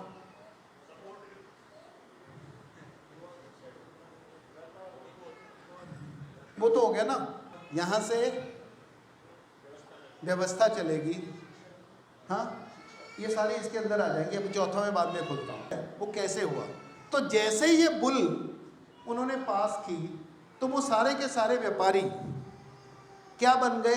धर्म के प्रचारक बन गए। तो तो वो एक देश से दूसरे देश जाते थे, ना केवल वो व्यापार के लिए जाते थे बल्कि वो ये कह के जाते थे कि हम पोप के रिप्रेजेंटेटिव हैं, और वो धर्म परिवर्तन भी वहाँ का करना उन्होंने शुरू किया, क्योंकि हमारा पोप के ऊपर आपकी आत्मा का अधिकार है, तो आपको ज्ञान देना, आपको समझाना, आपकी जो आत्मा है वो विधर्म में जाके वो पताल में ना जाए, इसके लिए उसको मुक्त करवाने के लिए हम आपको अपना धर्म दे रहे हैं। यहाँ पे पहला साम्राज्यवाद यानी आध्यात्मिक साम्राज्यवाद या धार्मिक साम्राज्यवाद की शुरुआत हुई यहाँ से। दूसरी बुल शायद 1303 के बीच में आई। यही व्यापारी पूरी दुनिया में जाने लगे और उन्होंने एक एक दुनिया के देशों के ऊपर काम करना शुरू किया। फिर ये व्यापारी आगे ट्रेवल करते करते अफ्रीका तक आए। वहां पे उन्होंने अफ्रीका के अलग अलग देशों में जाने लगे, वो तो काले लोग थे। तो पोप ने दूसरी बुल इशू की, दूसरा अध्यादेश किया। उस अध्यादेश के लिए इन व्यापारियों को ये उन्होंने अधिकार दिया कि आपको अधिकार है कि आप किसी भी विधर्मी जो क्रिश्चियन नहीं है उसको आप कैद कर सकते हो, उसको आप मार सकते हो, उसके साथ आप रेप कर सकते हो, उसको आप गुलाम बना सकते हो, उसको आप बेच सकते हो। यहाँ से मानव ह्यूमन ट्रेड लीगलाइज हुआ, लीगल हो गया। साहिल ठीक कह रहा हूँ? ह्यूमन ट्रेड लीगल हो गया और पूरा का पूरा यूरोप अफ्रीका के ऊपर टूट पड़ा। फिर 1493 में तीसरी बुल आई। आप देख रहे हैं स्टेप बाय स्टेप आगे बढ़ रहे हैं ये लोग। तीसरी बुल आई। उस समय दुनिया में दो कंट्री थे, एक जगह स्पेन था, एक जगह पुर्तगाल था। ये दोनों उस वहां की आर्थिक सत्ताएं थी और दोनों की काफी स्ट्रॉन्ग समुद्री आर्मी थी।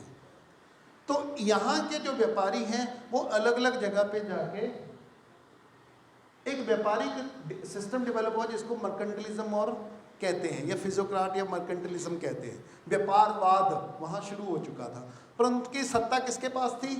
जिसके पास सबसे स्ट्रॉन्ग नेवल आर्मी थी, तो वो इनके साथ थी। यहीं से व्यापारियों ने आर्मीज रखनी शुरू की, क्योंकि इनके पास कानूनन सत्ता भी थी। क्योंकि इनकी सत्ता तो इनके देश के अंदर चलती है, व्यापारियों की सत्ता कहाँ चल रही है? सगल जगह चल रही है। और उनको कानून कौन बना के दे रहा है? पोप बना के दे रहा है। तो इन दोनों के बीच में युद्ध होने लगा। तो पोप ने इनको बुलाया मध्यस्थता के लिए, और मध्यस्थता के बाद उसने कहा कि तू भी क्रिश्चियन, मैं भी क्रिश्चियन, काहे आपस में लड़ते हो? मैं तुम दोनों का डिवाइड कर देता हूँ। कि उसने पूरी दुनिया के मध्य में एक लकीर खींच दी और लकीर खींच के कहा कि इधर का जो हिस्सा है वो स्पेन का है, इधर का हिस्सा है पुर्तगाल का है, और तुमको वहाँ की प्रजा को लूटने का, खसूटने का, सेल करने का, रेप करने का, मारने का, कन्वर्ट करने का, बेचने का पूर्ण अधिकार है। ये है वैश्विक साम्राज्यवाद की नींव, आइडियोलॉजी, जहां पूर्ण मानव जाति को और पूर्ण धरती को एक लूट का साधन, व्यापार का साधन मान लिया गया और उसको एक आध्यात्मिक गुरु ने, और यहां से पूरी दुनिया में उपनिवेशवाद या साम्राज्यवाद की विधिवत शुरुआत हुई। क्लियर हो गया? इसलिए जब ये स्पेनिश अमेरिका गए तो इन्होंने क्या किया? ये हाथ में बुल लेके गए थे, वहाँ के राजों को दिखाया कि आपकी संपत्ति के ऊपर हमारा अधिकार है और हमारे वो धार्मिक नेता ने हमें ये पावर दी है, और उसके साथ हम, आप अगर हमारा आज्ञा नहीं मानोगे, हमारे अनुसार नहीं चलोगे, तो हम आपके साथ वो सब कर सकते हैं जो हम करना चाहते हैं। जब वो पहुंचे थे तब उनकी पॉपुलेशन 50 करोड़ थी, आज उनकी पॉपुलेशन 50,000 है। किसकी? अमेरिकन पॉपुलेशन आज 50,000 है, वो उन्होंने सारी की सारी पॉपुलेशन खत्म कर दी, और जितने बचे हैं वो केवल और केवल एक म्यूजियम की तरह रखे हैं। रेड इंडियंस जिसको हम कहते हैं, जो मूलवासी थे अमेरिका के, अमेरिकन महाद्वीप के सारे, वो 50,000 बाकी हैं, 50 करोड़ को उन्होंने मार दिया। तो स्पेनिश और पुर्तगाल कन्वर्जन एंड मर्डर दोनों साथ में करते थे, लूट मार दिया। वो ज़्यादातर समुद्री दस्यु थे।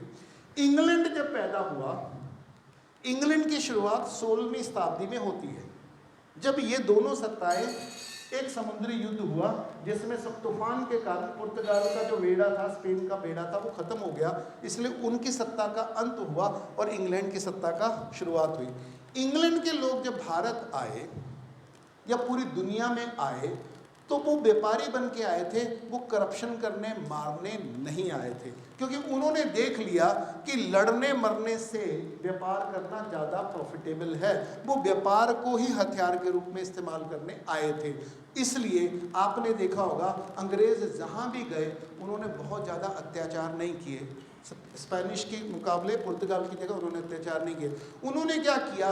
व्यापार का, संधियों का, नियमों का, करेंसी का, टैक्स का, कानून का, शिक्षा का, हर और खोजों का, साइंटिफिक खोजों का उन्होंने एक हथियार के तौर पे विधिवत इस्तेमाल किया। राइट? तो शिक्षा नीति उनका हथियार थी। तो मैकॉले ने वो शिक्षा नीति किया। तो शिक्षा नीति कैसे इंप्लीमेंट की? उसको मोनेटाइज कर दिया। जो फ्री थी उसको मोनेटाइज कर दिया, जो हेल्थ फ्री थी वो मोनेटाइज कर दिया, जो न्याय फ्री था वो मोनेटाइज कर दिया। और जैसे ये मोनेटाइज हुआ, ये डिसेंट्रलाइज से होके सेंट्रलाइज हो गया। पहले वो भी केंद्रीकृत थी, यानी हर गांव का काम, अर्थ, धर्म, मोक्ष कॉमन था, परंतु उसको किस तरीके से इंप्लीमेंट करना है उसकी स्वतंत्रता गांव की अपनी थी। तो हर गांव शिक्षा में, स्वास्थ्य में, न्याय में, धर्म में, पर्यावरण में स्वावलंबी था। परंतु इन्होंने क्या किया? पहले कर, फिर शिक्षा नीति, फिर सिलेबस, फिर स्वास्थ्य नीति, फिर व्यापार नीति, फिर करेंसी के ऊपर कंट्रोल करते करते एक केंद्रीकृत व्यवस्था का उन्होंने निर्माण किया, जिसको एक साथ उन्होंने भारत के हर राज्य, हर संस्कृति, हर धर्म, हर गांव में लागू किया।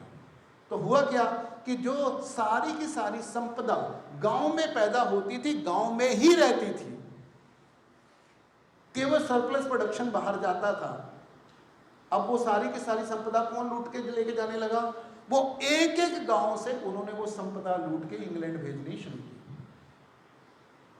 तो इसने ऐसे कानून बनाए, ऐसे व्यापारिक नीतियां बनाई कि भारत के सारे उद्योग धंधे खत्म होते चले गए, शिक्षा खत्म होती चली गई, स्वास्थ्य खत्म होता चला गया, इंडस्ट्रीज खत्म होती चली गई, कलाएं खत्म होती चली गई, व्यक्ति खत्म होते चले गए, और उनको खत्म करने वाला कभी दिखाई नहीं।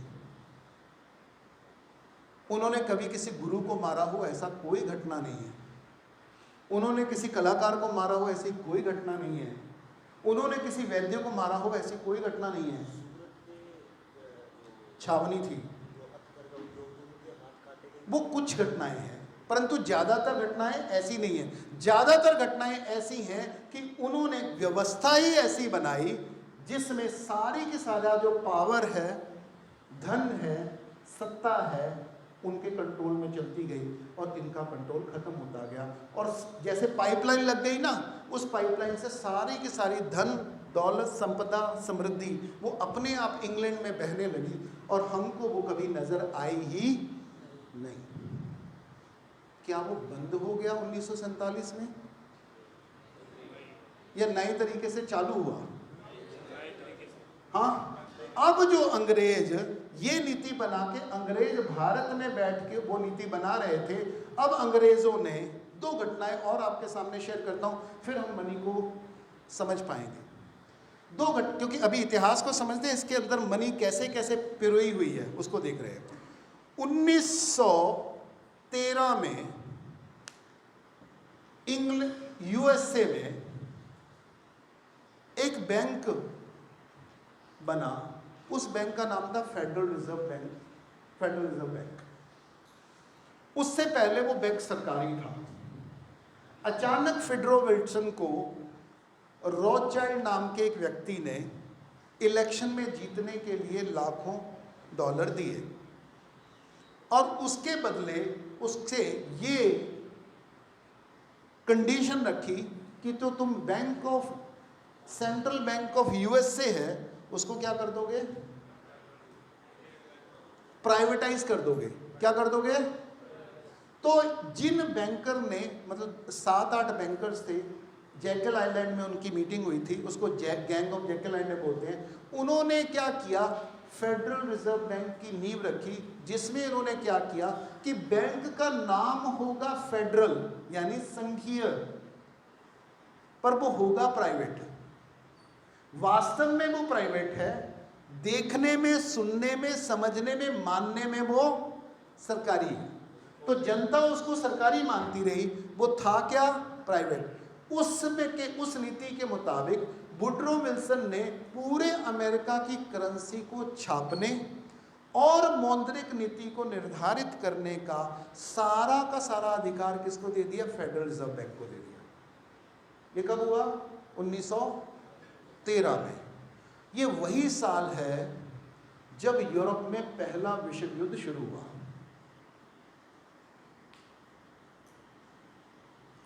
जब यूरोप में पहला विश्व युद्ध हुआ तो सत्ता किसके पास थी? अब हम 3 सत्ताओं का खेल साथ में देखते हैं। तो दुनिया में 3 सत्ताएं एक साथ चलती हैं। धर्म सत्ता के अंतर्गत राजसत्ता, के अंतर्गत अर्थ सत्ता, है ना। इनके अंतर्गत चलेगी शिक्षा व्यवस्था, स्वास्थ्य व्यवस्था, न्याय व्यवस्था, उत्पादन व्यवस्था और कोष, इनके अंतर्गत चलेगा, राइट। तो भारत में क्या था, सर्वोच्च धर्म सत्ता थी, उसके नीचे अर्थसत्ता, राजसत्ता थी, राजसत्ता के नीचे अर्थसत्ता थी, तो बाकी सारी व्यवस्थाएं ऐसी चलती थी। 1947 तक, 1913 तक पूरी दुनिया में कहीं ना कहीं राजतंत्र था, और इंडिया के ऊपर भी राजतंत्र था क्योंकि रानी राज करती थी। यस और नो? तो राजतंत्रों का ही तो था ना। और राजतंत्र में जितने भी रजवाड़े थे वो खत्म नहीं किए गए थे, उनको सीमित करके उनको बचा के रखा गया था। यस। अचानक 1913 में जब FD, federal reserve, FRD, federal reserve bank पैदा हुआ,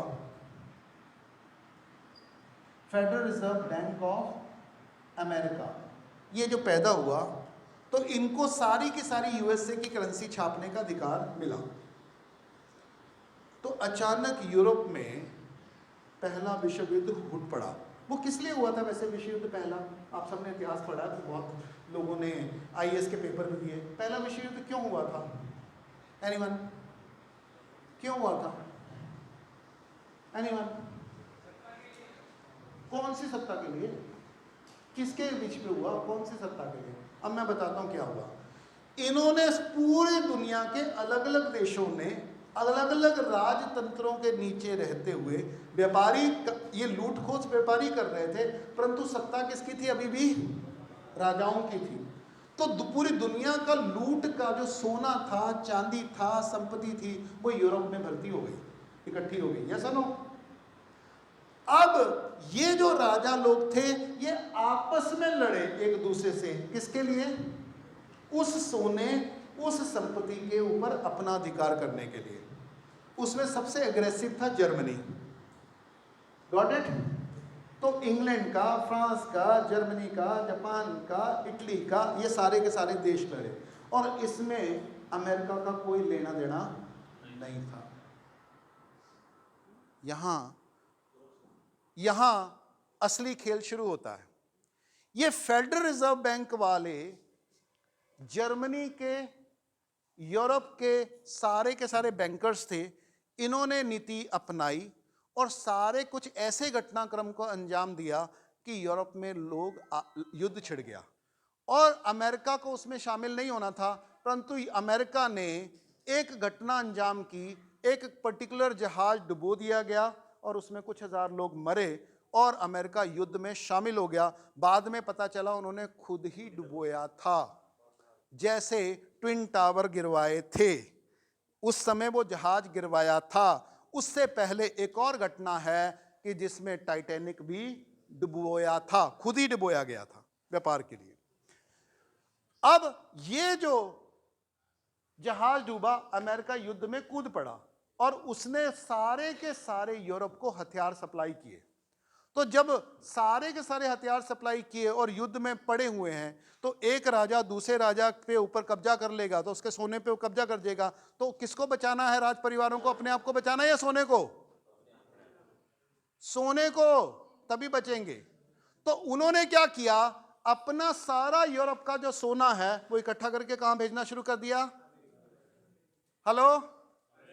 और अमेरिका में साथ में कौन गए? व्यापारी। और कौन? बैंकर्स। और कौन? सारे के सारे साइंटिस्ट। और कौन? सारे के सारे इंडस्ट्रियलिस्ट। तो यूरोप की जो सारी की सारी पॉलिटिकल, बैंकिंग, सोना और साइंटिस्ट जितने भी थे, बुद्धिजीवी थे, वो भाग के कहां इकट्ठे हो गए? अमेरिका में। सो वहां से अमेरिका का राइज शुरू होता है। यानी पहले विश्व युद्ध का सबसे ज्यादा लाभ किसको हुआ? अमेरिका। वहां तो हुआ क्या कि यूरोप के जो बैंकर्स थे, जो अधिकारी थे, जो बैंकर्स थे, व्यापारी थे, उन्होंने अपना केंद्र यूरोप को छोड़ के कहां बना लिया? अमेरिका में। अब वो अमेरिका से बैठ के पूरी दुनिया को कंट्रोल करना चाहते थे। उस कंट्रोल का पहला इंस्टीट्यूशन फेडरल रिजर्व बैंक था। फिर सेकेंड वर्ल्ड वॉर हुई। सेकेंड वर्ल्ड वॉर स्टार्ट किसने की? कहते हैं हिटलर ने स्टार्ट की। हिटलर को फंड किसने दिया? फेडरल रिजर्व बैंक के बैंकर्स ने उसको लाखों डॉलर दिए। उसने क्या किया? युद्ध को शुरू किया और जब युद्ध खत्म हुआ तो सारे के सारे राजवंश खत्म हो गए। 1913 से 1947 के बीच में क्या हुआ यूरोप में? यूरोप के जो राजवंश हजारों सालों से चले आ रहे थे, जिनकी संततियां, पीढ़ियां हजारों सालों से चली आ रही थी, वो मात्र और मात्र 30 साल में खत्म हो गए। आज है यहां से केवल यूरोप के खत्म हुए या इंडिया के भी? अच्छा, इसके पीछे क्या कारण था? इसके पीछे यह कारण था कि अच्छा, अंग्रेजों ने इंडिया में, पूरे इंडिया के ऊपर अंग्रेजों ने कब्जा किया। कितने युद्ध लड़े अंग्रेजों ने इंडिया में? एनीवन? इतिहास पढ़ने वालों, अंग्रेजों ने पूरे इंडिया में कितने युद्ध लड़े? 47। और कितने प्रतिद्वंदी थे? केवल 17। सिखों के साथ 4, टीपू सुल्तान के साथ 4, मराठाओं के साथ 3, एक सिराजुद्दौला के साथ, एक बक्सर में, एक 2-4 इधर उधर लड़े और एक झांसी रानी के साथ लड़ा। तो टोटल 17 प्रतिद्वंदी लड़े। भारत में रियासतें कितनी थी? 772, 752। उनमें से लड़े केवल 17। बाकियों ने क्या किया? सरेंडर किया।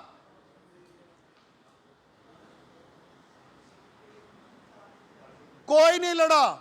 और मैं गुजरातियों से सवाल पूछता हूं, गुजरात में बैठ के, गुजराती कौन लड़ा?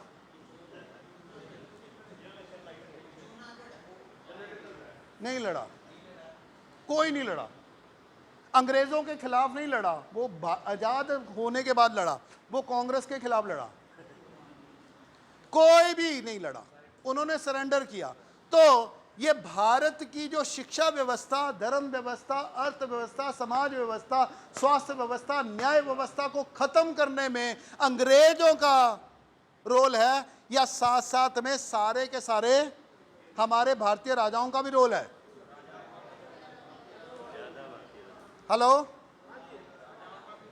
राजाओं का भी रोल है। उनके बारे में कोई बात करता नहीं है। हाँ, बात करेंगे अकबर की, बात करेंगे मुसलमान की, वो तो कम से कम लड़े, मुगल तो कम से कम लड़े, पेशवा तो कम से कम लड़े, सिख तो कम से कम लड़े, रानी की झांसी कम से कम लड़ी, टीपू सुल्तान कम से कम लड़ा।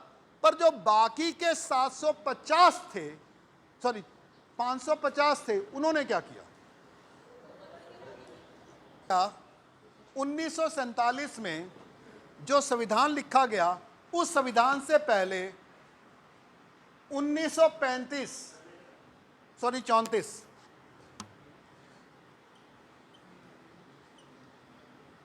भारत में एक बड़ा परिवर्तन हुआ। आपको पूछना चाहिए वो कैसे हुआ। भारत में जो बैंकिंग व्यवस्था जो यूरोप में थी, वही बैंकिंग व्यवस्था यहाँ लागू की गई। अंग्रेज़ों ने बहुत ज़्यादा हम कहते हैं ना, बहुत बड़ा षड्यंत्र किया। उन्होंने कोई षड्यंत्र वड्यंत्र ज़्यादा नहीं किए। जो व्यवस्था यूरोप में चलती थी वो उठा के यहाँ लगा दी। जो असभ्य समाज की व्यवस्थाएं थी वो उन्होंने सभ्य समाज में लागू कर दी। तो असभ्य समाज का क्या होगा? सत्यानाश हो जाए। बस इतना ही हुआ है। जो व्यवस्थाएं फ्री थी, सामाजिक थी, सबके लिए थी, उनको उन्होंने व्यापार के लिए व्यापार के लिए कन्वर्ट कर दिया। बस इतना सा काम किया है। यही है मैकॉले पॉलिसी। उसके इन्होंने 1934 में एक और बड़ा फेरबदल किया। जो भारत की सारी बैंकिंग व्यवस्था थी वो यूरोप के मुताबिक चलती थी। जो रुपए का सिक्का यहाँ था वैसा ही सिक्का लगभग वहाँ था। जो सिक्के का भार यहाँ था वही लगभग यूरोप में था। मैं ठीक कह रहा हूँ वर्मा साहब? जितना सिक्के का भार यहाँ था लगभग उतना ही वहाँ था। पूरी दुनिया में सोने के और चांदी के सिक्कों का भार लगभग एक जैसा था 1947 तक। यानी गोल्ड स्टैंडर्ड था। वो गोल्ड स्टैंडर्ड का आधार अंग्रेज़ों को कहाँ से मिला? वो गोल्ड स्टैंडर्ड अंग्रेज़ों ने सीखा भारत से। क्योंकि भारत में अकेला ऐसा देश था जो इतने बड़े देश में एक मॉनेटरी सिस्टम चलता था, जो शेरशाह सूरी ने बनाया था और बाकी सब ने अपनाया था। और आज तक पूरी दुनिया की जो करेंसी के पीछे जो कानून है, उसका जो अधिकार है, उसका जो नियम है, उसका जो लॉ है, वो आज भी वही है जो शेरशाह सूरी ने बनाया था। शेरशाह सूरी का जो रुपया था, जो लगभग 1100 ग्राम 11 ग्राम वर्मा जी,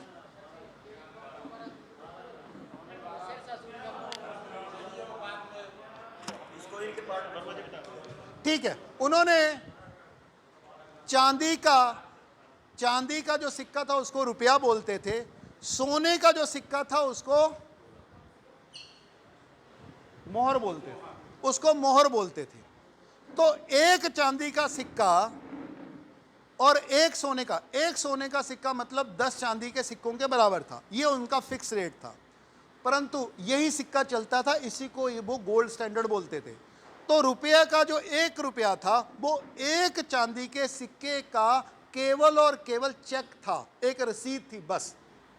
इसीलिए लिखा जाता था, मैं धारक को 1 रुपया देने का वायदा करता हूं। On any office of issue, यानी कोई भी इशू का जो ऑफिस है, टकसाल है, वहां जाके आप रुपया दे सकते थे, उसके बदले में चांदी का सिक्का ले सकते थे, चांदी ले सकते थे, रुपया सोना ले सकते थे। ये नियम कब से बना था? ये शेरशाह सूरी के समय से बना था। अंग्रेजों ने उसमें कूटकरण किया, वो अलग डिटेल है, वो वर्मा जी बताएंगे। परंतु वो सिक्का एज इट इज चलता था। और भारत में का जो अंग्रेजों का बैंक था उसका नाम था imperial bank. Imperial bank India में भी चलता था, इंपीरियल बैंक इंग्लैंड में भी चलता था। 1934 में अंग्रेजों ने अचानक एक नया एक्ट पास किया, उसका नाम है आरबीआई एक्ट 1934। यानी भारत का जो reserve bank of India act है वो पास हुआ। इस बैंक की खूबी क्या थी? उससे पहले इंपीरियल बैंक सेंट्रल बैंक था, वो गवर्नमेंट का बैंक था। आप जितना पैसा चाहते थे, यानी आपने जितने नोट लिए उतने बदले में उतना सोना और चांदी आप बैंक में नोट करते थे। अगर बैंक के पास 1000 रुपया है तो उसके पास 1000 सोने चांदी के सिक्के रहते थे। इसलिए रुपए की जो कीमत और सोने की कीमत दोनों समान थे। इसलिए रुपए का कभी कूटकरण होता नहीं था, महंगाई होती नहीं थी, उसमें किसी किस्म की मिलावट होती नहीं थी, क्योंकि वो कानूनन अपराध था। अब अंग्रेजों ने 1934 को अचानक उस सरकारी बैंक को क्या डिक्लेयर कर दिया? Private limited company. आरबीआई क्या है? Private limited company. ये क्यों बनी? ये कैसे बनी? इसके पीछे क्या हेतु था? इसके पीछे एग्जैक्टली वही हेतु है जो federal reserve bank of USA है, और इसके भी जो कानून और नियम है वो वही हैं जो फेडरल रिजर्व ऑफ इंक है। ये फेडरल रिजर्व ऑफ जो फेडरल रिजर्व बैंक है यूएसए का, वो किसका है? यूएस गवर्नमेंट का है या बैंकिंग फैमिली का है? तो रिजर्व बैंक ऑफ इंडिया किसका है? वो भी बैंकिंग फैमिली का है। आप हिस्ट्री ऑफ आरबीआई पढ़ लीजिए, इसको कैसे बनाया जाएगा उसके चौथे पन्ने में बड़े बड़े अक्षरों पे लिखा है रिकमेंडेड बाय रॉथचाइल्ड, लिखा हुआ है कानूनन दस्तावेज के अंदर, हिस्ट्री ऑफ आरबीआई में, जो आरबीआई ने खुद अपनी हिस्ट्री पब्लिश किया उसमें। तो यानी ये जो बैंक था, यानी जितना सोना चांदी, जितने सिक्के, जितने नोट उन्होंने इशू किए, उतने ही सिक्के उसके पास जमा थे। किसके पास? इंपीरियल बैंक के पास। अचानक वो बैंक एक ही दिन में क्या कर दिया गया? प्राइवेट कर दिया गया। और जितने सरकारी पैसे थे, सरकारी संपत्ति थी, सरकारी लोन थे, सरकारी सोना चांदी था, सरकारी ट्रेजरी था, वो किसको ट्रांसफर कर दिया गया? एक प्राइवेट बैंक को, यानी रॉथचाइल्ड के बैंक को। और उसके अंतर्गत सारे के सारे बैंक आ गए। यानी एक ही दिन में भारत का संपूर्ण पैसे का कंट्रोल, सोना चांदी का कंट्रोल, मॉनेटरी पॉलिसी का कंट्रोल, व्यापारिक नीति का कंट्रोल एक प्राइवेट कंपनी के हाथों सौंप दिया गया। और 1934-35 में भारत में एक और कानून लागू हुआ था साहब जी। 1935 में भारत में कानून हुआ था, self governance act, self rule. Bharat को सेल्फ रूल करे, इसलिए भारतीयों को अधिकार देने का अनाउंसमेंट किया गया कि अपनी जो सेल्फ गवर्नमेंट है, जो लोकल गवर्नमेंट है, वो लोकल भारतीय चलाएंगे। फिर वहां से उन्होंने यानी नोट गए, और साथ में क्या दिया गया? वोट का अधिकार दिया गया। हो गया। और ये कोर्ट तो इनके अधीन में थी, तो नोट, वोट और कोर्ट एक साथ चली। और पहली बार भारत को डेमोक्रेटिक कंट्री बनाने के लिए, फ्री कंट्री बनाने के लिए उन्होंने प्लान किया। अब आपको याद रखना है कि रॉथचाइल्ड ने कहा था कि मुझे एक कंट्री की नोट छापने का अधिकार दे दो, मुझे कोई फर्क नहीं पड़ता वहां सरकार किसकी है, क्योंकि अल्टीमेट सरकार किसकी होगी? जिसका नोट होगा, और जिसका नोट होगा उसी की वोट होगी, और उसी की कोर्ट होगी। तो नोट, वोट और कोर्ट तीनों एक ही सत्ता के अंतर्गत चले। ये सारा का सारा जो प्लानिंग था, ये 20 साल पहले, 40 साल पहले था। कब से चालू हुआ ये? 1913 में, 1934 में, 1935 में। अब आपके सामने एक घटना बताता हूं, कान खोल के सुनिएगा।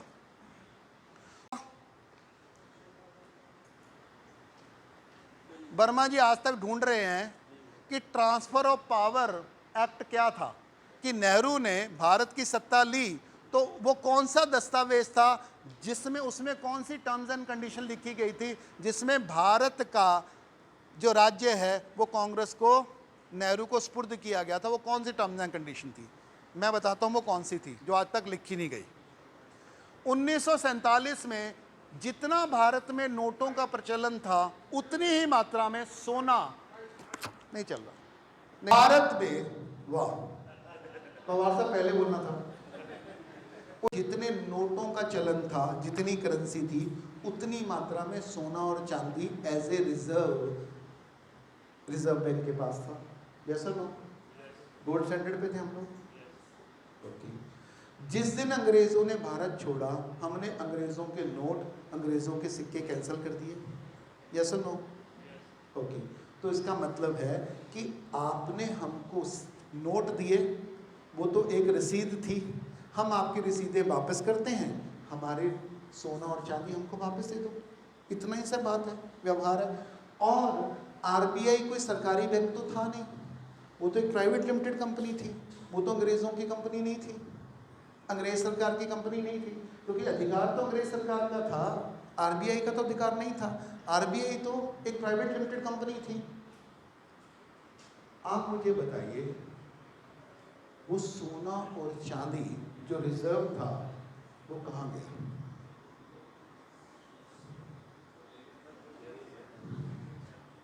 पवार साहब, वो सोना और चांदी कहाँ गया? बैंकर्स, वो सोना और चांदी कहाँ गया?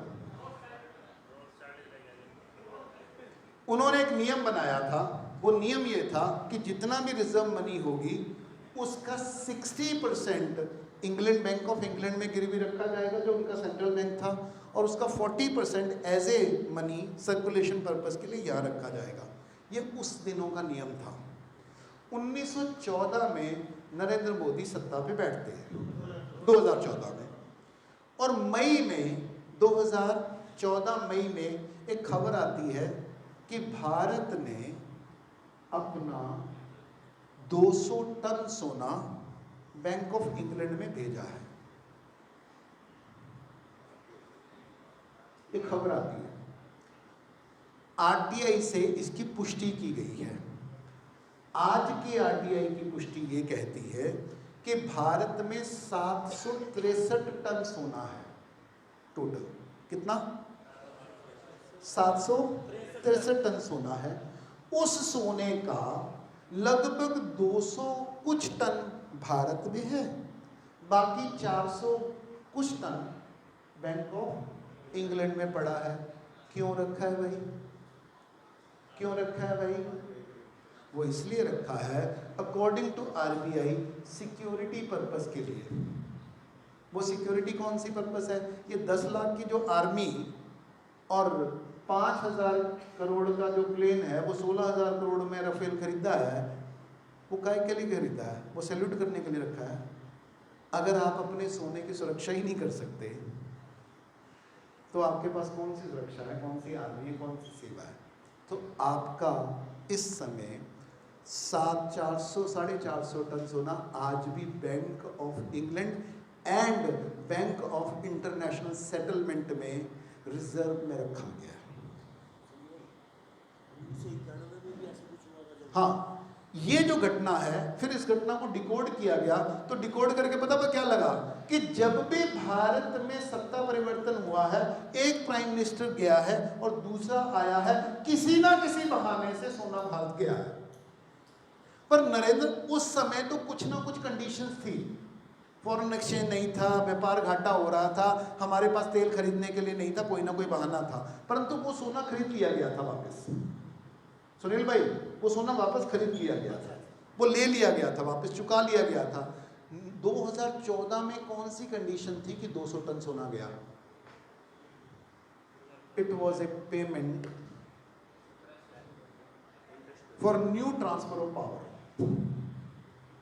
ये एक पेमेंट है नई ट्रांसफर ऑफ पावर की। आज भी भारत एक डोमिनियन स्टेट है, जो ट्रांसफर ऑफ पावर के मुताबिक, एक्ट के मुताबिक भारत स्वतंत्र देश नहीं, एक डोमिनियन स्टेट है। तो उस डोमिनियन स्टेट का एक प्रूफ आपको मिला है कब? अभी 4 दिन 5 दिन पहले क्या हुआ? रानी मरी, शंकराचार्य मरे, और विवेकानंद जी भी की भी बरसी थी जब उन्होंने भाषण दिया था। वो इनकी खुशी में गया था कि विवेकानंद ने भाषण दिया था, इसलिए झंडा झुकाया गया था। या शंकराचार्य जी की द्वारिका के शंकराचार्य जी स्वर्ग सिद्धांत हो गए, इसलिए झुकाया गया था, या महारानी जी गई हैं उसके लिए किया गया था। तो इससे पता चलता है कि हमारा स्टेटस क्या है। तो हमारा स्टेटस ये है कि हमारी जो सारी की सारी जो बैंकिंग व्यवस्था है, करेंसी व्यवस्था है, न्याय व्यवस्था है, संविधान व्यवस्था है, कानून व्यवस्था है, वो आज भी वहीं से निर्धारित है। हमको दिखाया कुछ और दिया है, वास्तविकता कुछ और है। अब इस घटना को स्पष्ट करने के लिए मैं आपको कुछ आंकड़े और डाटा दिखाना चाहता हूँ। इसको देखते हैं, इसको बंद कर दीजिए। दुनिया में हो रहा है, जैसे श्रीलंका का रिसेंटली घटना हुई कि श्रीलंका का कोरोना से पहले जो कर्ज था वो था सिर्फ 92%, उसकी जीडीपी का 92% था। कोरोना के बाद उनका जो कर्ज है वो 28% बढ़ गया, यानी 92% से वो 118-19% के करीब चला गया और पूरा का पूरा श्रीलंका बर्बाद हो गया। यस और नो? ओके। भारत की क्या स्थिति थी? 2014 में जब मोदी जी ने टेक ओवर किया, भारत का जो टोटल कर्ज था वो 52% था। कितना? 52% था। और 52% से कोरोना से पहले यानी 2019 तक मात्र 5 साल में वो कर्ज कितना हो गया? 72%। कितना बढ़ गया? कितना बढ़ गया? 20%। और जैसे ही कोरोना खत्म हुआ, कोरोना हुआ, भारत का जो वर्तमान कर्ज है अगले 3 साल में वो है 97.8%। कितना है जी? कितना है जी? 97.8। तो 70 साल में सबने क्या किया कि 70 साल में उन्होंने कर्जा लिया 52%, 8 साल में इन्होंने कितना लिया? 48%, 45%। यानी नरेंद्र मोदी के केवल 8 साल और उनके 70 साल लगभग बराबर होने वाले हैं। ये क्लियर है? हाँ जी, वो कर दिया ना उन्होंने। ठीक है। और अब ये जो कह रहे हैं, बलारा जी कह रहे हैं कि हम 70 साल में जो इन्होंने नहीं किया वो हम कर देंगे, तो यानी भारत इस समय, भारत का जो ये तो इंटरनल डेप्ट है, ये तो इंटरनल डेप्ट है। अगर एक्सटर्नल डेप्ट जोड़ लोगे साथ में तो भारत का कर्जा ऑलरेडी 150% से ऊपर है। अच्छा, केवल ये भारत का है या श्रीलंका का है? अब भारत और श्रीलंका के साथ साथ अब हमें देखना पड़ेगा अमेरिका का क्या हाल है। अमेरिका की जीडीपी कितनी है? पूरी दुनिया का इस समय जो जीडीपी है, ग्रॉस डोमेस्टिक प्रोडक्ट, भारत की लगभग 3.2 है। $3.5 ट्रिलियन की जीडीपी है भारत की, और पूरी की पूरी दुनिया का लगभग 3.5% जो इनकम है, संपदा है, वो भारत में है। कितनी? मात्र 3.5%। पॉपुलेशन कितनी है? 16%। वेल्थ कितनी है? 3.5% भारत की। अमेरिका की जो टोटल वेल्थ है, जिसको हम जीडीपी बोलते हैं, वो है इस समय लगभग $22 ट्रिलियन। कितनी? उनका कर्ज कितना है? $31 ट्रिलियन। यानी उनकी इकोनॉमी से, उनकी जीडीपी से 33% ज्यादा का कर्जा है अमेरिका के ऊपर। भारत के एक नागरिक, जितना कर्जा भारत सरकार ने लिया है, एक नागरिक के ऊपर जब उसको डिवाइड किया गया, 150 करोड़ से डिवाइड किया गया, तो आप यहां जितने लोग बैठे हैं उनके ऊपर 98,000 का कर्जा है जो यहां बैठे हैं। क्योंकि ये कर्जा लिया किसने? नेताओं ने। पे कौन करेगा? बधाई। स्वतंत्रता का अमृत दिवस, बधाई हो। ये अमृत व्यवस्था है।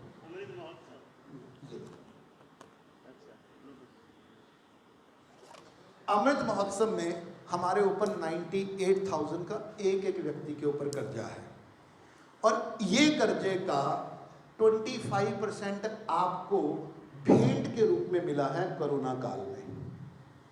ओनली कोरोना काल में। कितना? कितना? 72 था कोरोना से पहले, अब कितना 98%, कितना हो गया 26%, 26-27% आपको जो कर्जा मिला है वो मात्र और मात्र मैं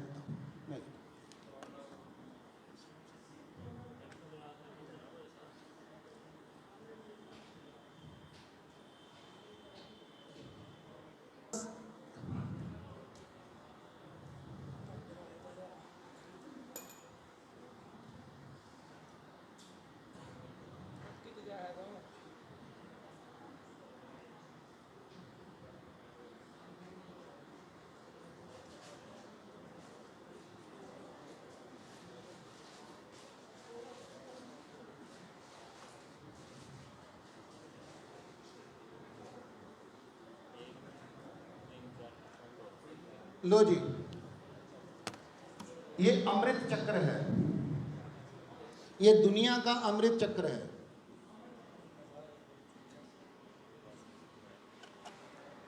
ये है दुनिया के कर्ज जीडीपी टू डेब्ट रेशो, कि दुनिया के कितने देशों की कितनी जीडीपी है और उन्होंने कितना कर्ज लिया है। केंद्र में कौन है? Hello, Japan. कितने % कर्जा है? 256% कर्जा है। किसके ऊपर? जापान के ऊपर। और उसके बाद ये है ग्रीस 206%, उसके बाद ये है इटली 154%, ये है स्पेन 120%, राइट। ये है भूटान 123%, ये है पुर्तगाल 130%, ये कौन है? कितना है? 133%। ओके, अब ये है सिंगापुर और ये है आपका कनाडा 109, और ये है बेल्जियम 113, ये है फ्रांस 115। ये जो सारे आंकड़े हैं ये पुराने हैं, 2 साल पुराने हैं। आप वर्तमान आंकड़े देखना चाहेंगे? दिन दूनी रात चौगुनी जो तरक्की हुई है वो मैं आपके सामने रख रहा हूं। क्या करना है? अच्छा,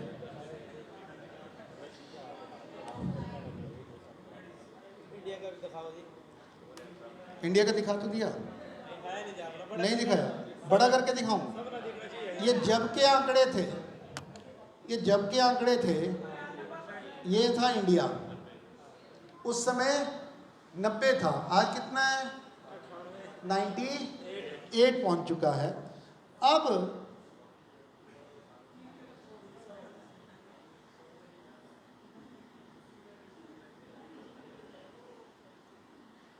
डेप्थ मीटर, ये यूएसए का कितना कर्जा है उसको नापने का मीटर है। ये लाइव वेबसाइट है।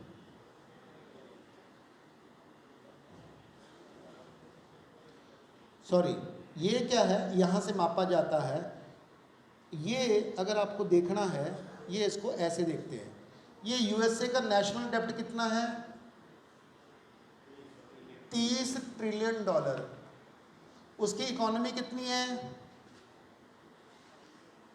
तो उसके बजट का कितना % डेफिसिट है, उसकी स्पेंडिंग कितनी है, रिजर्व कितना है, सब कुछ।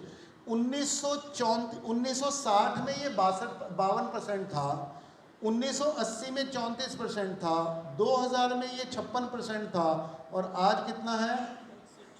तो आप ज़्यादा अच्छा तरक्की कर रहे हो या यूएसए कर रहा है? यूएसए कर रहा है, ठीक है। तो यहाँ पे क्या है कि दुनिया भर के सारे के सारे नाटे हैं, क्यों ये क्या पेड साइट हो गया है। पर ये मोबाइल में आप देखोगे ना, तो मोबाइल में usdebtclock.org, आप अपने मोबाइल में जब आप कैलकुलेट करोगे तो दुनिया के हर कंट्री का डाटा आपको मिलेगा।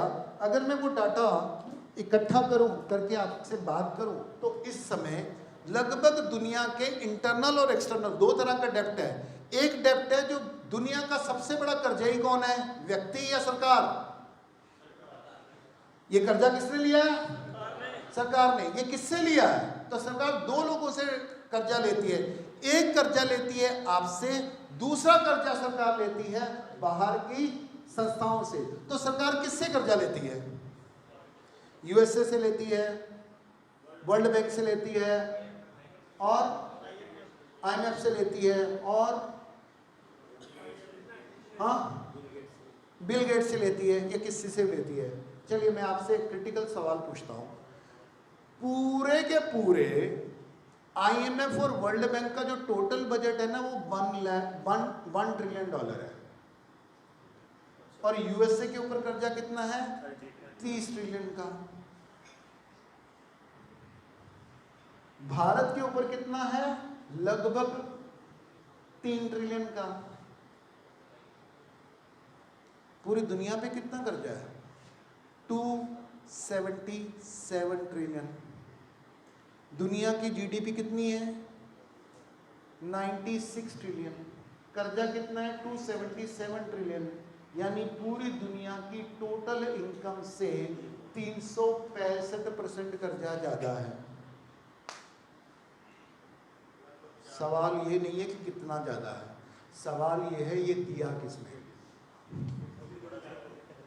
ये दिया किसने, और उसके पास पैसा देने के लिए आया कहां?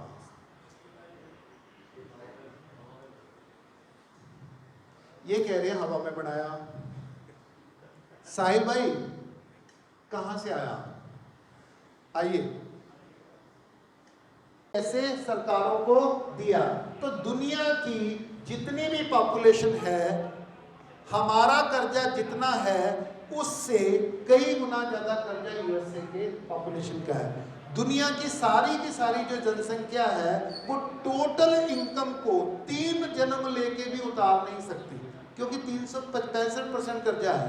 यानी आप सारी उम्र की अपनी सारी दौलत दे दो तो नहीं उतरने वाला, एक और जन्म लेके सारी दौलत दे दो तो भी नहीं उतरने वाला, एक जन्म और लेके और दे दो, उसके बाद भी आधा जन्म दे दो, 65% आयु दे दो, तब भी उतरने वाला नहीं है। यानी ये दुनिया कर्जे से कभी भी मुक्त हो नहीं सकती है।